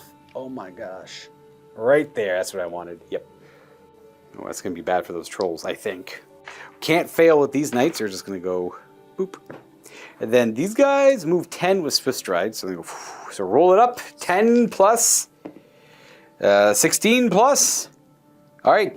So About 20. He has to flee as a reaction, so he's just going to... you know it's probably better not to declare a charge because I got bad leadership and it's going to run off the board most likely anyways. So you just march them somewhere better. We declared it, so yeah. He flees 3. We has to pivot and go. So let's go boom, boom, 1, 2, 3. I think he's off the board. Works for me. Huzzah! They just fail their charge forward. Oh, they go the full. They would actually go all the way over here because he technically declared a flee. And they go the full charge distance, so they add their movement characteristic as well. And then, yeah, we'll see he's off the board easy enough. This guy's going to march 20 over to here to help out with the middle of the battlefield. The day is looking good for the forces of fantasy. Today we can smile and breathe. Though many heroes are giving up their lives for this victory. Most of the elves, which you know. And most of the elves, unfortunately. Yeah, they got, I mean, the tree men stuck around, I guess, but most of the elves are all dead. If these Glade Guard who haven't moved at all, they've just been fighting from that position all game. Then we go to, well, we got to move a couple of these guys in combat. This guy's got to slam in. Bang. That's it for combat movements. So we'll just have this guy pivot. Move up here. Boop. Hello. Yes. Yeah, just kind of wheels a little bit and walks forward. It's all the same. Everything's going to line up to try and take out Timmy the Giant with bows. He's got a lot of long bows that don't need to move. They can all just... He's in the woods, so he's safe there. These guys can move up, get better line of sight to him if they wanted to, or they can just shoot from where they are. Yeah. And these guys can, like, march in towards the tower. March block! Oh, they're not! I mean, I don't really know what their leadership is. I apologize. I don't really know much about... They change a lot in every edition I play these guys. Their leadership 8. So they're going to wheel 2 and move forward 6 towards the relic. And towards their lord, the Baron von Baron, who has the Grail Vow. All right, goes around. Boop. Those guys can do it too. They can shoot over each other as a large target. Yep, and those kind of move up. You can make charges harder for them. Yes. Yeah. They stay there, but they can move again after they shoot. Longbows are staying still. Everything else is kind of in combat where it wants to be. So we're good to go and start shooting. You want to see if we can take out the big guy? Let's do it. Start with 16 longbows. They don't care about cover, and range is not an issue. No one moves. So 4 is to hit. 6 is stick wounds. Get him! 4s and 6s. 2 6s, he's dead. That's it. That's it. Boom. 2 armor banes. Stick. Timber. And then we have to resolve we're thinking the 3 trebuchets. This is the archer and trebuchet bunker. Don't forget, we got 2 trebuchets here, 1 trebuchet here. They're all able to fire this turn, and they don't really have any great targets other than the unengaged trolls. You could technically target the goblin shaman. He has no lookout, sir. But he's like full scatters. So you want to roll a direct hit and a 2 is your hope. Yeah. No. All 3 trebuchets aim right there. So we'll see what the first one does. It's a misfire. Roll it up. That's not good. It's not ideal, that's for sure. 2 is, he's not dead. He just takes a wound and can't shoot next turn. Still quite a bit of crew left. The next trebuchet is going to be a 6. Yep, it's going to be right around here. Probably not going to hit the shaman either. Nope. And the other one. Oh, another misfire. All right. On a 1, it's dead. Oh, it's dead. Oh, no. All right, well, that wasn't great. And then this one takes a wound from earlier. I'm going to shoot 16 arrows into the backs of the fleeing savage orcs. Just 5s for range. The hill protects. Go hill. 5s for wounds. That is 3. 3 arrows into the back. Oh, the war paint, it does nothing. I have the regen technically as well. Trolls, oh, 2 of them come back. Yeah, nice to regenerate their wounds, awesome. Boop and boop. And at the end of the shooting phase, these guys can skedaddle. Just move around just to get away from the orcs. They're coming up close to them.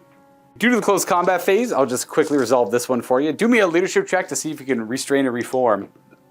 You can. Leadership 10 on that guy. Yeah, it was. Oh no. It's all coming apart. Let's do this fight over here. Okay, it's 4 attacks. You get the initiative on me. We got the charge. 2 hits and 4s to wound. Yeah, 4s to wound. Nothing. Then 3 horses. Horses, of course, is 6s. And 1. Horses always do better. 1 damage is down to 2 left, and then I have 4 attacks back. 2 dice on me, and I'm too lazy to get the other ones. Those both miss. That one hits, and it is a wound at no armor penetration. Yup. You're good. So you win that combat by 1 wound. Your close order doesn't matter, and your banner, so you win by 2. You don't double outnumber me, so we're going to give ground, and the dangerous terrain says we're okay. Going to follow up. Yeah, I'll just go right with you. Boom. You know what? I'll keep him right there. There's a wall there. It's all good. We can't back up any further. Wolf Riders are the bane of my existence. I did not expect them to be a problem for the Black Orcs. If I had these Black Orcs rampaging through, I'd be a little bit more confident, but those Dryads just hung on for dear life. Weirdly enough, this was a big deciding factor in the game. Losing out on my 1 big heavy-hitting unit wasn't ideal. But maybe Big Boss Skullscar will be back. We'll see. We shall see. Moving on to, let's do this big fight last. It's kind of interesting. On to the chariot back there. You get to go, do you want to fight with your halberds? That's going to be 6 attacks with halberds. Get on, boys! 4, that is a grand total of 1 hit. And nope. All right, I got 4 attacks back. And I hit 3 times. Woo! And I wound twice, no AP. 6s! I killed 2. Interesting. So I killed 2. I have a close order. And you have a banner and close order because you're in the woods. You don't get the rank. So I actually win by 1. Oh, no. You just give ground. Yeah, okay. they don't care. 1, 2. I'll test a restraint. 7, they pass. Well, not that they could get impact hits because they're not quite 2 away, but I could charge somewhere else, I suppose, and help out. Reform and die to Dangerous Terrain, maybe? And Dangerous Terrain? He's not dead. Okay. He's passed a lot of those. Let's do this fight here. I think you're just still fighting with halberds. And we're the same initiative now. So you might as well get yours out of the way. Let's do this. Well, there's all the attacks from the last one. That's a damn good roll. These are 4s to wound, 6s kill. 2, eh? All right. 2 6 up saves, but they get to fight back. That's going to slay 2 orcs. That's going to be 5 orc attacks back. Poor orc boss died a while ago. Well, the 3s work. And we are strength 3. That's 2 wounds. Right, no AP. You have 6 ups of your own. Nope. You also lose 2. So I think you win by 1 rank. Hooray! No!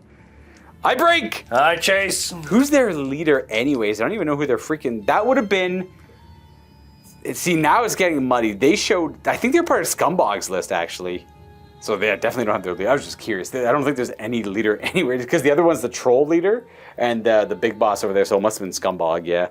So we break, you're going to chase? Yep. You go 3. Oh, it would have been good. Yeah. You could have overran into them, but we're going to break 5, 8, but we're going to pop through everything. Yeah. We're going to run directly away. We're going to end up on the other side of this, and you get 6 of them are going to have to do perils checks. Yeah, go ahead and roll it for me. 3s are bad. 2 orcs die as they run through your paladin in the back there. Standing up right there. And then they went 3, so that's a pretty simple to resolve. 1, 2, 3. Look at that. Oh yeah, I had Earthen Ramparts on for regens. Oh yeah. So 1 ward, yeah. Yeah. You win by even more. Damn. I think we're on to this fight where you gave ground, so I don't get my Fierce Charge or Initiative. So Virtue of the Ideal Fool gets to go here with his great weapon. 4 attacks because of Virtue of the Ideal. Here we go! And I believe he's weapon skill up to 6 now. So they all hit, and they're 2s to wound. 2 of them wound. One of those is AP3 because of the 6, so 6 up, and then a 5 up. Oh, he kills 1. That guy at initiative 4 before he fights. You might as well go with your spears, because they're going to fight at the same time as my boys here. Looks like 12? Should be 11. 10. The attacks back, or the attacks from the spears on 4s and 5s. Nothing. All right. And then my boys get to go. Should be, they're all the same, just regular hand weapons and pigs. These are all into the men-at-arms. We hit them on 3s, and we wound them on... These are not big ones. The big ones just got teared off the board. No wounds. Oh, wow. Okay, interesting. You did a wound, and you have a banner. That's it. I have a... Am I heavy cav? So you don't get the rank bonuses, obviously, for being in a marching column, but you got wound and banner, and I have rank, banner, and close order. I think I win by 1. Because of the marching column, you don't get closed order. So both of them do lose this combat. You can do the peasants first, because you have a knight nearby. Peasants are fine. Yeah, and then just giving ground. They actually are off the board, I think. And he's also okay, but because they give ground... yeah, they'll be off the board. Can they use shield wall here? My shield wall has to be charged. So let's make sure we did that right, because these guys, you have a regen, not that that matters. Yeah, there's no casualties, so just so you did a wound and a banner, no ranks, no closed order. I have no wounds, but I got banner, closed order, and rank because I'm heavy cav. Yeah, I win by 1 just because the combat res. So they give ground, they go... Oh, did I fight with my horse? Oh yeah, the horse gets to go. You did not. That could make a big deal. It hits. Ooh. Oh, there we go. We got something. Oh, it is something. That's it's a tie, and we both have musicians, so nothing happens. That's funny. 1 die roll makes a difference. Apparently so. Look at this. Yeah. The grind continues. Knights of the Realm charge this giant. This guy's dead. Hitting on 3s. Ooh, not bad. You just need a single 5 to take him out. The horses. Oh. The horses, of course. They got a chance. There's what, 3, 5 horses? The horses. 1-6. But I got an armor save, but 1-6. Oh, he doesn't go. 2 clutch horse attacks. That's it. He's dead. Timber. This might be relevant. I got 1. I have a 1. We re-roll. I have a 5. You win. I assume not forward. No. A horse makes the difference here. A horse makes the difference here. And then we move on to the Baron von Baron, his Knight Bus, and Paladin. I got like no champions or anything, so you can go right to all your attacks. Let's just do it. Baron von Baron is very scary. He's got Killing Blow. He's Virtue of Heroism, so hit. 3s. Oh, Baron von Baron. And he wants 6s. No, but they both wound. Okay. I think. I'm T4. Yeah, you're strength 6. Yeah. We have a... It goes through our heavy armor, but we have regens. We re-roll the... it's just a regular lance. We get to re-roll the regens against non-magical attacks. We make both of them, but it still counts as 2 combat res. He is a Grail Knight. He has magical attacks. He does have magical attacks, so I fail both of those. So no regens on that. I forgot he had the Grail Vow. And then the Paladin can go. So let me mark that, actually, before I get too ahead of myself. We'll say this guy has a single wound left. Mr. Paladin. Wham! Okay, 1 hit. And he is going to wound on that 5, which goes through my armor.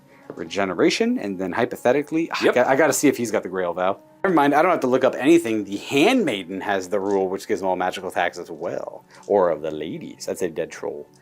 Then we could do the rest of the knights. 7, 8. 8 knight attacks, eh? 7 attacks because the first knight went down. 7 attacks. 3s. Oh, only 1 misses. Very good. All right, these are gonna need 3s. Okay. All right, there we go. 5 regeneration attacks, and I cannot re-roll. So that's going to kill another troll, wound another. So it's going to bring this troll down to 2, destroy this one. But they're worth 1 more combat res because they actually passed to regen. The first roll. And then the horses. 9 horses. Hitting on 4s. Oh, okay. All right, that's okay, horses. We get some clutch horse wounds here. 5s. 2. Oh, that's all you need as well. Heavy armor, sorry, light armor and armored hide. And then regens. Oh, okay. Yeah, there we go. So it's going to be worth 3. 3. And then that's it. I get to fight back with my 2 trolls. Baron von Baron is at the head of the lance. He's getting attacked by trolls. 4s. And 2s. 3 wounds, a -2. He's got 5 ups. All right, Baron von Baron, you got this. Oh, wow, he does. That's and a the good lady? armor. No problem, She blesses dude. him. No She loves him. Didn't matter who I attacked, I guess. That's it. So you did a 6, 9, 10 wounds to me. Oh gosh, do I even bother keeping track of this? 10 wounds. You got a standard, but a battle standard, and you're in a lance formation. I think you're heavy cav, so you still have that rank of 4 knights in the back there. This giant bust cannot be stopped. I did 0 damage, and I have close order. So I lose by 5, 10, 13. My gosh, awesome. Double ones. Wow. So you're running, I'm pursuing. So break check on the goblin. He is going to panic, fall back in good order. He goes 6. He gets to fall back in good order there. We got to do a leadership check on who else. They're already fleeing. They're not within 6. Just these common trolls.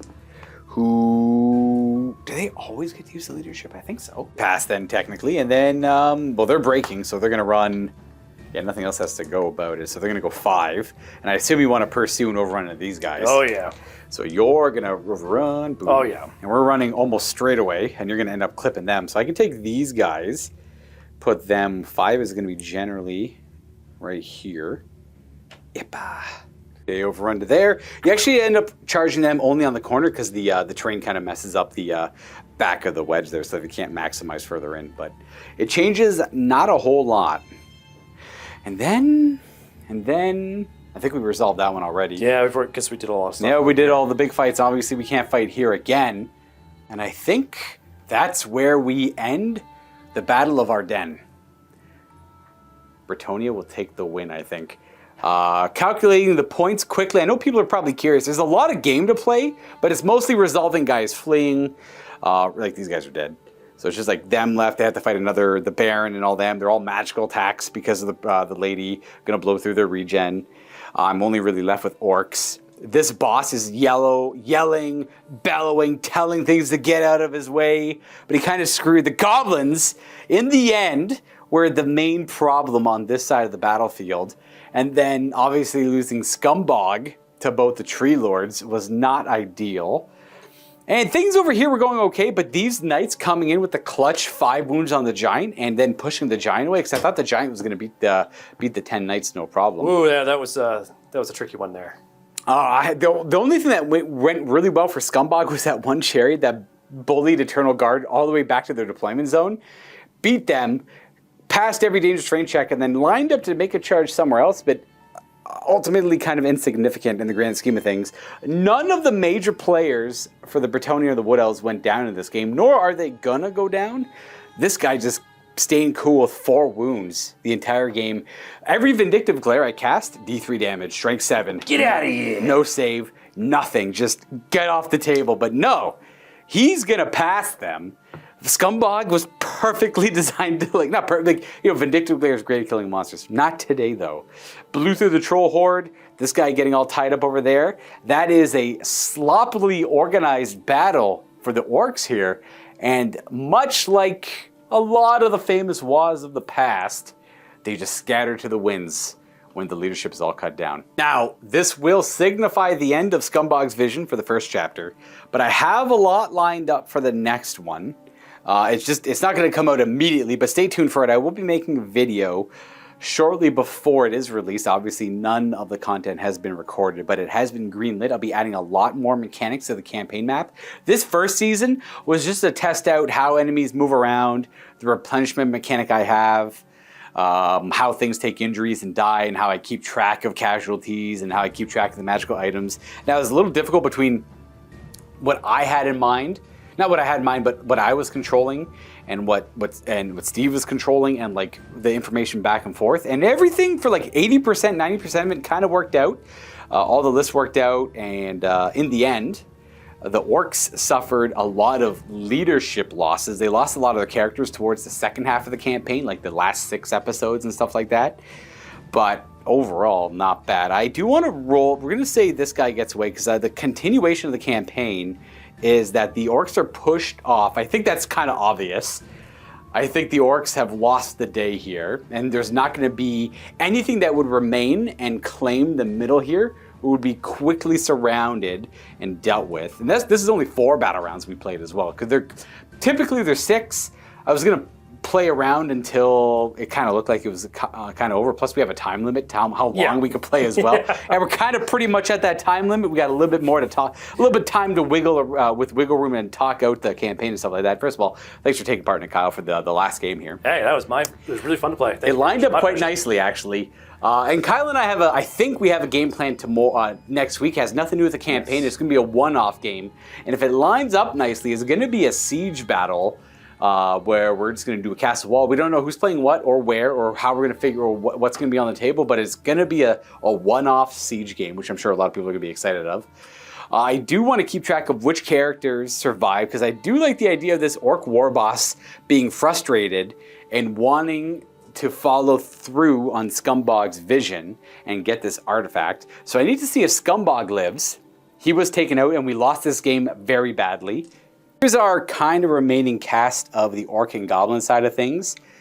So fled the battlefield, still on the battlefield, but he's going to order his black orcs to leave. He's not going to, pretty much the rest of it, he literally showed up, got delayed by bad goblin tactics and said, we're out of here. Just literally drop the war machines, turn it around, we're leaving, we're done with this fight. Scumbogg got strangle rooted to death. Let's see if he's dead. Oh yeah, Scumbogg is dead. So effectively, he's fertilizer. He got I now picture his death as being ripped in 2, kind of like that. Remember he got tied up by horses on all sides and pulled in every direction? He's drawn and quartered by 2 giant tree lords. Kablam! And that is exactly what happened to our friend Scumbogg. That's a rough end for him. Let's see if I'd like to include these characters in the next chapter of the campaign, because they've been around. Why not? Big Boss Savage Orc. He was wounded by your paladin, but during the ebb and flow of combat and the confusion, he was able to crawl away and survive. Or maybe when, they run off to fight something else, that's when he crawls away to survive. They just ran over him. He didn't really die. He's just like, ow, ow, ow. It was a hit and run. This goblin runs away. Does he desert the battle? No. He has some interest in joining. Wait, this guy got away too, right? Yeah. So he has some interest in rejoining and gathering more of a troll horde. The other bodyguard of Scumbogg, he decides to desert because he ran away with the Black Orcs, I believe. So he's gonna go, he has no interest in this anymore. He's gone. And then Skullscar. Oh, you know what? He is still interested in this artifact. So I'll keep these 3 guys in mind for the next chapter of the campaign. The next chapter of the campaign will include characters leveling up. And obviously all the Brettonian characters here are going to make an appearance. So we have Lady Esmelda, we have Baron von Baron, his damsel, the other damsel, which is Esmelda's little sister, the Virtue of Duty Paladin, the Virtue of the Ideal Paladin.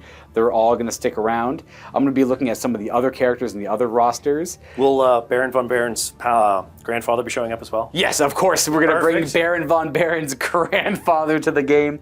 I'll make a note of that. I got to make a note of that. Grail Vow guy, Virtue of Heroism. Sounds good to me. So I'm going to be adding character level ups. It's going to gain experience through several means. And like any other RPG, there's like thresholds you have to hit before you hit certain level ups. Now, most of these characters have seen quite a bit of battles. They're going to start the game with some experience, and maybe on the orc side of things, we're going to start the campaign with some experience. I'll go into further details of that when that campaign comes up. But we're going to be using towns and cities in the next one. There's going to be other key locations on the battlefield that the forces are going to be going for. And I'm going to be changing up how replenishment works. It's going to be a fixed value because we're going to be using resources as well. So we're adding quite a bit to the campaign. It's all baby steps.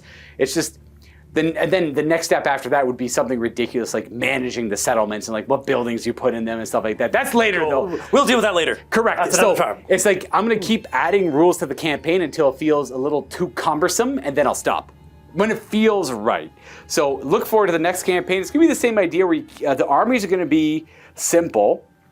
in that there's not, like, you're not going to see the same magical item combinations because they're going to be sparse. And I think that gives the campaign a lot of uniqueness where the heroes kind of speak for themselves through their roles instead of allowing the items to kind of carry them along the way, because no one gets to benefit from magic items too much. You kind of find them along the way, and it's going to be a smaller area. So instead of all of Bretonnia, I think we're going to focus on a small area, and this game will lead into the next chapter of that.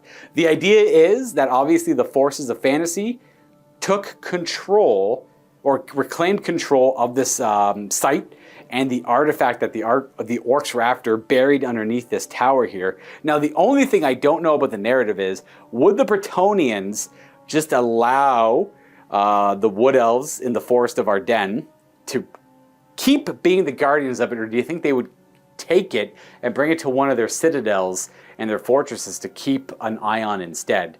Because obviously this wasn't safe. Massive Brettonian forces needed to amass here to assist the Wood Elves to fight off this Orc WAAAAAGHH. Now granted, all of the leadership of the WAAAAAGHH has been taken out. The Orcs are going to descend into infighting until there is a new war boss, and the wall has been managed. It's not really that big of a deal anymore. There's a couple of Night Goblins running around somewhere south of this battlefield. Just doing Night Goblin things, just doing stealing Night Goblin bottles, things. you know. These are all broken factions at this point, so we don't have to worry about them. Now the next chapter is going to be a continuation of Orcs and Goblins versus Brettonians. Maybe some Empire, but it might just be Wood Elves and Brettonians versus Orcs and Goblins. No confirmation on any of that stuff yet, but I don't know. What's your gut tell you? Were the Wood Elves kind of stubborn enough to say, no, this is our charge, we're going to keep guard of it, or do you think they'd willingly give it up? I don't know if the Brettonians would forcefully take it from the Wood Elves. I think in the interest of inter-realm diplomacy, the Wood Elves would gift the Brettonians a chance to guard this, because obviously if the Orcs want this enough, obviously they're not going to tell us to the Brettonians, but they're like, you know what, it's your problem. Let's, you hang on to us, they'll go after that, we can rebuild here, they'll leave us alone. Perfect. I kind of think of that. That's how I'm thinking of it too. It's more like, oh, you're willing to take this upon yourself? Oh, let me think about it. Well, we promised not to do another couple summers of going out and killing your peasants there. Yeah, Does that sound good? It's a good trade. We like this. So that'll help with the next chapter of the campaign. In the hands, I kind of said in the beginning of this one, whoever gets the artifact is going to bring it to one of their settlements, and it's going to be there. So in this case, Bretonnia is going to take it. They're going to take it to, let me go take a look. Now we're back here, so obviously the Orc factions all scatter to the wind and are destroyed. The Wood Elves stay here, and then they are going to take their artifact, and we're going to go back to this citadel up here, I believe, is the goal. Yeah, I like that, because I'm thinking I got a plan that has something to do with these two for now. And if I change my mind later, I reserve the right to do that, but we're gonna focus on this area instead for the next campaign. And it's gonna have a little bit more essentially settlement interaction and stuff instead. So look forward to that. The Great Battle of Arden is concluded. That felt good. I like that. The army staggering in, coming in for reserve on the flanks. It felt like a very active battlefield all over the place. And it was just madness. Just things panicking, causing other things to run and rally. Scumbogg being ripped literally in 4 different pieces, causing chain panic across the board as the WAAAAAGHH energy's all messed up. Yeah. That's it for this one there, folks. I could talk forever, but the campaign has to come to an end at some point. But again, the old world map campaign, Scumbogg's vision. I guess we're going to keep calling it Scumbogg's vision because it is just a continuation of his ambition, except there will be new players involved, and we'll see how that goes in the future. So hopefully you all enjoyed this. Hopefully this felt like that big epic battle I was trying to make it feel like, and I'm sure you guys could imagine where the rest of this is going to go. But there will be more old world content to come. They're just going to be more unique one-offs until the next narrative campaign comes out, which again will be happening just in a little bit of time. We have a handful of other campaigns we have to record first for other games. Thanks again so much for the support. Scumbogg's vision, I will say, was a resounding success. A lot of people showed their love. A lot of people signed up for the Vault to check it out, and is the main reason why we are just going to go ahead and greenlight the second one. This has been a very successful campaign, so I want to thank everyone who signed up to check it out and everyone who watched all the videos. And pretty much, I can't think of the term right now. It's like actions speak louder than words or whatever. Your actions have pretty much showed that, yes, you guys want old world content, and I will More. try my best to give you exactly what you want. But by all means also, I mean, at this point in the video, there's a lot less people watching. Leave me some feedback down below. What you hated, what you liked about the campaign, what you might want to see in the next one. And I'll read all the comments, I'll check them out, and I'll take the feedback. And I am rewriting the rules a little bit, so some of the things you suggest I might already be changing, but don't be afraid to say it, because there's no stupid suggestions. They're all relevant, and you know, I might not have thought about something, and you have, and I think that might be genius, and I'll steal your ideas, and I look forward to seeing them. Happy wargaming, everyone. Thank you very much, Kyle. And we're getting out of here. Yeah, Been a long day. And it's a long drive home.